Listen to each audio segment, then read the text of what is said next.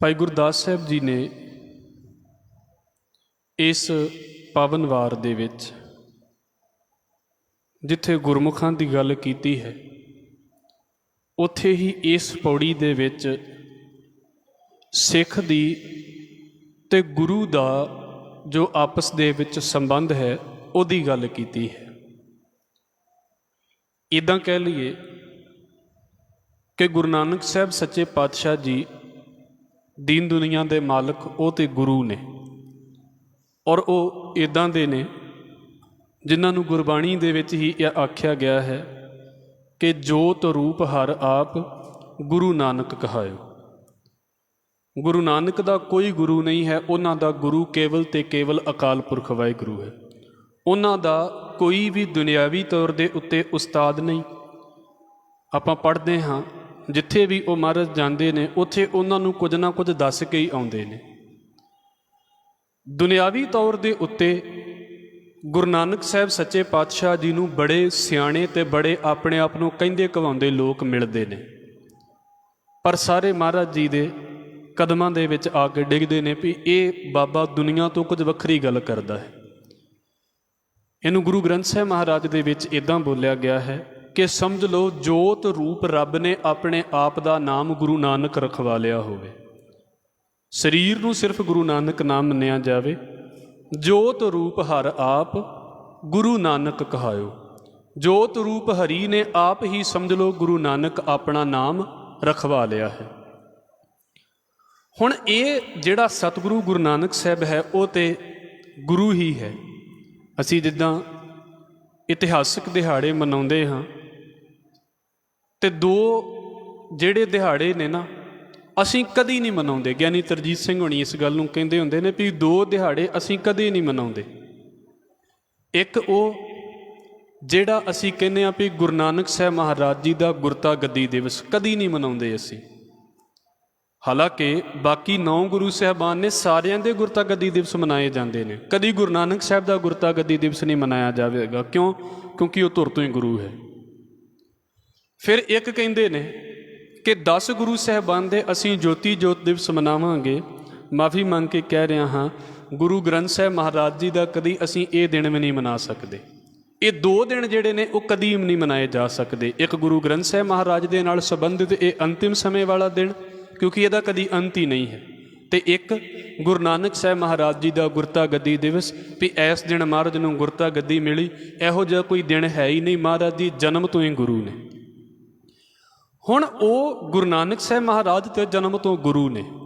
ਸਾਡਾ ਜਿਹੜਾ ਗੁਰੂ ਹੈ, ਗੁਰੂ ਬਾਬਾ ਹੈ, ਇਹਨੂੰ ਕਹਿ ਲਈਏ ਵੀ ਸਾਡਾ ਜਨਮ ਤੋਂ ਹੀ ਗੁਰੂ ਹੈ। ਪਰ ਇਸ ਗੁਰੂ ਦੀ ਸ਼ਰਨ ਦੇ ਵਿੱਚ ਜਿਹੜਾ ਆਉਂਦਾ ਹੈ ਉਹਦੇ ਲਈ ਕੀ ਸ਼ਬਦ ਵਰਤਿਆ ਗਿਆ ਹੈ ਜੀ? ਉਹਦੇ ਲਈ ਸ਼ਬਦ ਵਰਤਿਆ ਗਿਆ ਹੈ ਸਿੱਖ। ਉਹ ਭਾਵੇਂ ਬਖਸ਼ ਲਵੇ ਸਤਿਗੁਰੂ, ਮੈਂ ਕਹਿ ਦੇਵਾਂ ਇਸ ਗੱਲ ਨੂੰ, ਭਾਵੇਂ ਅਸੀਂ ਹੋਈਏ ਤੇ ਇਹਨੂੰ ਕੰਪੈਰੀਜ਼ਨ ਨਾ ਸਮਝ ਲੈਣਾ, ਉਹ ਭਾਵੇਂ ਬਾਬਾ ਲੈਣਾ ਹੋਵੇ। ਜਿਹੜਾ ਵੀ ਗੁਰੂ ਨਾਨਕ ਸਾਹਿਬ ਮਹਾਰਾਜ ਨੂੰ ਮਿਲਣ ਜਾਂਦਾ ਹੈ ਉਹ ਗੁਰੂ ਨਾਨਕ ਦਾ ਸਿੱਖ ਹੋ ਕੇ ਹੀ ਮਿਲਦਾ ਹੈ। ਉਹ ਸਿੱਖ ਦਾ ਮਤਲਬ ਵੀ ਕੀ ਹੈ? ਵੀ ਸਿੱਖਣ ਵਾਲਾ ਹੈ। ਉਸ ਵੇਲੇ ਗੁਰੂ ਨਾਨਕ ਗੁਰੂ ਹੈ, ਪਰ ਜਿਹੜਾ ਵੀ ਉਸ ਗੁਰੂ ਦੀ ਸ਼ਰਨ ਦੇ ਵਿੱਚ ਜਾਵੇਗਾ ਉਹ ਸਿੱਖ ਹੋ ਕੇ ਜਾਵੇਗਾ। ਤੇ ਫਿਰ ਅੱਗੇ ਅਸੀਂ ਜੋ ਪਿੱਛੇ ਵੀ ਪੜ੍ਹ ਕੇ ਆਏ ਹਾਂ ਲਗਭਗ, ਵੀ ਅੱਗੇ ਮਹਾਰਾਜ ਦੀ ਬਖਸ਼ਿਸ਼, ਗੁਰੂ ਦੀ ਬਖਸ਼ਿਸ਼ ਤੇ ਸਿੱਖ ਦੀ ਆਪਣੀ ਕਮਾਈ ਹੈ। ਵੀ ਸਿੱਖ ਕਿੰਨਾ ਕੁ ਗੁਰੂ ਨਾਨਕ ਸਾਹਿਬ ਦੇ ਨੇੜੇ ਹੋ ਜਾਂਦਾ ਹੈ ਵੀ ਇੱਕ ਦਿਨ ਇੰਨੀ ਕਮਾਈ ਕਰ ਲਵੇ ਵੀ ਸਿੱਖ ਗੁਰੂ ਅੰਗਦ ਸਾਹਿਬ ਵਰਗਾ ਹੋ ਜਾਵੇ। ਇੱਕ ਦਿਨ ਸਿੱਖ ਇੰਨੀ ਕਮਾਈ ਕਰ ਲਵੇ ਵੀ ਸਿੱਖ ਬਾਬਾ ਬੁੱਢਾ ਸਾਹਿਬ ਵਰਗਾ ਹੋ ਜਾਵੇ। ਇੱਕ ਦਿਨ ਇੰਨੀ ਕਮਾਈ ਕਰ ਲਵੇ ਵੀ ਸਿੱਖ ਜਿਹੜਾ ਹੈ ਉਹ ਭਾਈ ਭਗੀਰਥ ਵਰਗਾ ਹੋ ਜਾਵੇ। ਜਿੰਨੇ ਵੀ ਹਜ਼ੂਰੀ ਸਿੱਖ ਨੇ ਮਹਾਰਾਜ ਜੀ ਦੇ, ਇੱਥੇ ਇੱਦਾਂ ਹੈ ਨਾ ਕਿ ਪਹਿਲਾਂ ਬੱਚਾ ਸਕੂਲ ਦੇ ਵਿੱਚ ਗਿਆ, ਨਰਸਰੀ ਤੋਂ ਬਾਅਦ 'ਚ ਹੌਲੀ ਹੌਲੀ ਉਹਦੇ ਸਟੈਂਡਰਡ ਅੱਗੇ ਵੱਧਦੇ ਗਏ, ਬਿਲਕੁਲ ਜ਼ਿਆਦਾ ਮਿਹਨਤ ਕਰ ਦਿੱਤੀ ਤੇ ਯੂਨੀਵਰਸਿਟੀ ਲੈਵਲ ਦੇ ਉੱਤੇ ਪਹੁੰਚ ਗਿਆ। ਇੱਦਾਂ ਮਹਾਰਾਜ ਦੇ ਦਰਬਾਰ ਦੇ ਵਿੱਚ ਹਰ ਤਰੀਕੇ ਦੇ ਸਿੱਖ ਸਾਨੂੰ ਮਿਲਣਗੇ, ਜਿਹੜੇ ਜ਼ਿੰਦਗੀ ਨੂੰ ਸ਼ੁਰੂ ਕਰਦੇ ਪਏ ਨੇ ਤੇ ਜਾਂ ਜਿਨ੍ਹਾਂ ਬੰਦਿਆਂ ਨੇ ਮਿਹਨਤ ਕਰ ਲਈ ਹੈ। ਪਰ ਹੈ ਕੌਣ ਨੇ? ਹੈ ਸਾਰੇ ਗੁਰੂ ਨਾਨਕ ਸਾਹਿਬ ਦੇ ਸਿੱਖ। ਇਸ ਕਰਕੇ ਇਹ ਰਿਸ਼ਤਾ ਬੜੇ ਕਮਾਲ ਦਾ ਹੈ। ਇੱਥੇ ਮੈਂ ਆਪ ਜੀ ਦੇ ਅੱਗੇ ਪੰਕਤੀ ਰੱਖਣੀ ਹੈ। ਭਾਈ ਗੁਰਦਾਸ ਸਾਹਿਬ ਜੀ ਦੀ ਖਾਸ ਕਰਕੇ ਆਹ ਜਿਹੜੀ ਪੌੜੀ ਹੈ, ਮੈਨੂੰ ਕਾਫੀ ਪਾਠ ਭੇਦ ਜਿਹੜੇ ਨੇ ਉਹ ਵੇਖਣ ਨੂੰ ਮਿਲੇ ਨੇ ਇਸ ਪੌੜੀ ਦੇ ਵਿੱਚ।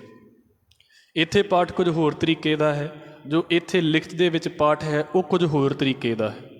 ਉਹਦਾ ਕਾਰਨ ਇਹ ਹੁੰਦਾ ਹੈ ਕਿ ਪੁਰਾਣੇ ਸਮੇਂ ਦੇ ਵਿੱਚ ਪ੍ਰਿੰਟਿੰਗ ਨਹੀਂ ਸੀ ਹੁੰਦੀ ਵੀ ਕਾਪੀ ਕਰੀ ਜਾਣੀ ਹੈ, ਲਿਖਣਾ ਹੁੰਦਾ ਸੀ।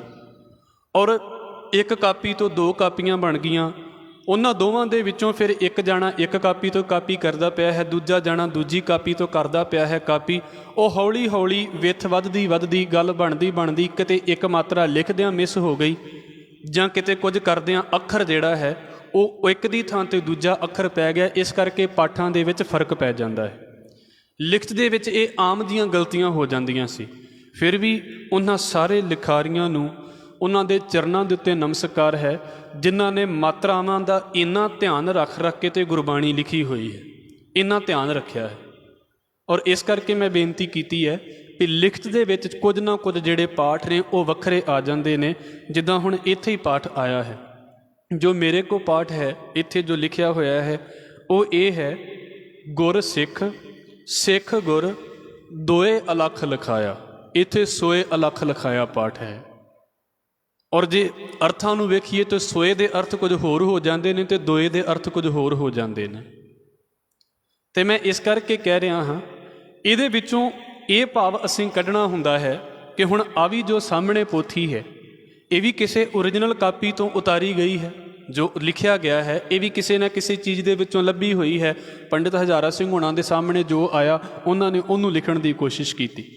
ਜਿਨ੍ਹਾਂ ਨੇ ਇੱਧਰ ਪ੍ਰਿੰਟ ਤਿਆਰ ਕੀਤਾ ਹੈ ਗੁਰੂ ਗ੍ਰੰਥ ਸਾਹਿਬ ਮਹਾਰਾਜ ਦੇ ਅੰਦਰ, ਜੋ ਇੱਥੇ ਸਕਰੀਨ ਦੇ ਵਿੱਚ ਪਾਇਆ ਹੋਇਆ ਹੈ, ਜਾਂ ਆਪਾਂ ਕਹਿ ਦਈਏ ਵੀ ਡਿਜੀਟਲ ਜਿਹੜਾ ਹੈ ਸਾਡੀ ਲਾਇਬ੍ਰੇਰੀ ਤਿਆਰ ਹੋਈ ਹੈ, ਇਹ ਉਹਨਾਂ ਨੂੰ ਜਿਹੜਾ ਖਰੜਾ ਲੱਭਾ, ਜੋ ਉਹਨਾਂ ਨੂੰ ਟੈਕਸਟ ਲੱਭਾ ਹੈ, ਉਹਨਾਂ ਨੇ ਉਸ ਟੈਕਸਟ ਨੂੰ ਲੈ ਕੇ ਤੇ ਉਹਨਾਂ ਦੇ ਕੋਲ ਆਹ ਚੀਜ਼ ਦਾ ਪ੍ਰੂਫ ਹੈ, ਅਸੀਂ ਜੀ ਇਹਨਾਂ ਵੱਲੋਂ ਵੇਖ ਕੇ ਲਿਖ ਦਿੱਤਾ ਹੈ। ਇਸ ਕਰਕੇ ਇਹ ਲਿਖਤ ਦੇ ਵੀ ਭੇਦ ਹੋ ਜਾਂਦੇ ਨੇ। ਮੈਂ ਇਸੇ ਕਰਕੇ ਕਹਿੰਦਾ ਹੁੰਦਾ ਹਾਂ ਕਿ ਗੁਰਬਾਣੀ ਨੂੰ ਜਦੋਂ ਲਿਖਣਾ ਹੈ, ਬਹੁਤੀ ਵਾਰ ਅਣਜਾਣ ਬੰਦੇ ਇਹੋ ਹੀ ਕਹਿ ਦਿੰਦੇ ਨੇ ਵੀ ਮਾਤਰਾ ਅਸੀਂ ਪੜ੍ਹਦੇ ਤੇ ਹੈ ਨਹੀਂ ਆ, ਫਿਰ ਇਹਨਾਂ ਦੀ ਲੋੜ ਵੀ ਕੀ ਹੈ। ਪਰ ਇਹ ਇੰਨਾ ਇੰਪੋਰਟੈਂਟ ਵਿਸ਼ਾ ਹੈ, ਇੱਕ ਵੀ ਮਾਤਰਾ ਗਲਤ ਹੋ ਜਾਵੇ ਤੇ ਸਮਝ ਲਓ ਗੁਰਬਾਣੀ ਦੇ ਅਰਥ ਹੀ ਕੁਝ ਹੋਰ ਹੋ ਜਾਂਦੇ ਨੇ। ਚਲੋ ਅਜੇ ਭਾਈ ਗੁਰਦਾਸ ਸਾਹਿਬ ਜੀ ਦਾ ਤੇ ਜਿਹੜਾ ਹੈਗਾ ਲਿਟਰੇਚਰ ਹੈ ਅਸੀਂ ਸੈਕੰਡਰੀ ਕਹਿ ਸਕਦੇ ਹਾਂ, ਤੇ ਗੁਰੂ ਗ੍ਰੰਥ ਸਾਹਿਬ ਮਹਾਰਾਜ ਵਾਰੀ ਤੇ ਇਹਦੀ ਖੁੱਲ੍ਹ ਹੈ ਹੀ ਨਹੀਂ ਹੈ। ਗੁਰੂ ਗ੍ਰੰਥ ਸਾਹਿਬ ਮਹਾਰਾਜ ਦੀਆਂ ਪੁਰਾਤਨ ਬੀੜਾਂ ਜੋ ਹੱਥ ਲਿਖਤ ਨੇ, ਸਿਰਫ ਇੱਕ ਛੋਟੀ ਜੀ ਗੱਲ ਕਹਿ ਕੇ ਤੇ ਅਗਲੀ ਗੱਲ ਕਰਾਂਗਾ। ਉਹਦੇ ਵਿੱਚ ਵੇਖੋ ਕਿਤੇ ਲਿਖਾਰੀਆਂ ਦੇ ਕੋਲੋਂ ਲਿਖਦਿਆਂ ਕੋਈ ਗਲਤ ਪੰਕਤੀ ਲਿਖੀ ਜਾਂਦੀ ਸੀ ਜਾਂ ਗਲਤ ਮਾਤਰਾ ਲਿਖੀ ਜਾਂਦੀ ਸੀ ਹੁੰਦੀ, ਤੇ ਉਹਨਾਂ ਨੇ ਉਹਦੇ 'ਤੇ ਨਾ ਹੜਤਾਲ ਫੇਰ ਦੇਣੀ। ਹੜਤਾਲ ਦਾ ਮਤਲਬ ਇੱਦਾਂ ਕਹਿ ਲਓ ਵੀ ਉਸ ਪੰਕਤੀ ਨੂੰ ਉਹਨਾਂ ਨੇ ਹੁਣ ਮਿਟਣੀ ਤੇ ਹੈ ਨਹੀਂ ਹੈ ਏਡੀ ਜਲਦੀ। ਉਹ ਇੱਕ ਜਿਹੜੀ ਮੇਨ ਲਾਈਨ ਲਿਖੀ ਹੁੰਦੀ ਸੀ ਉਹਦੇ ਉੱਤੇ ਕਿਸੇ ਹੋਰ ਰੰਗ ਦਾ ਸਕੈਚ ਚਲਾ ਦਿੱਤਾ ਜਾਂਦਾ ਹੁੰਦਾ ਸੀ। ਜਿੱਦਾਂ ਅੱਜ ਵੀ ਹੁਣ ਤੇ ਅੰਡਰਲਾਈਨ ਕਰਦੇ ਨੇ ਪੜ੍ਹਨ ਵਾਲੇ, ਹੁਣ ਤੇ ਇਹਨਾਂ ਦੇ ਵਿੱਚ ਵੀ ਇਹ ਸਹੂਲਤਾਂ ਆ ਗਈਆਂ ਨੇ। ਜਿਹੜੀ ਸਾਡੀ ਡਿਜੀਟਲ ਲਾਇਬ੍ਰੇਰੀ ਉਹਦੇ ਵਿੱਚ ਵੀ ਇਹ ਸਹੂਲਤਾਂ ਆ ਗਈਆਂ ਵੀ ਤੁਸੀਂ ਕਿਹਨੂੰ ਅੰਡਰਲਾਈਨ ਕਰਨਾ ਹੈ, ਕਿਹਨੂੰ ਤੁਸੀਂ ਜਿਹੜਾ ਉਹ ਕਿਹੜਾ ਅੱਖਰ ਹੈ ਉਹਨੂੰ ਤੁਸੀਂ ਵੱਡਾ ਕਰਨਾ ਚਾਹੁੰਦੇ ਜੇ, ਹੈਡਿੰਗ ਦੇਣਾ ਚਾਹੁੰਦੇ ਜੇ।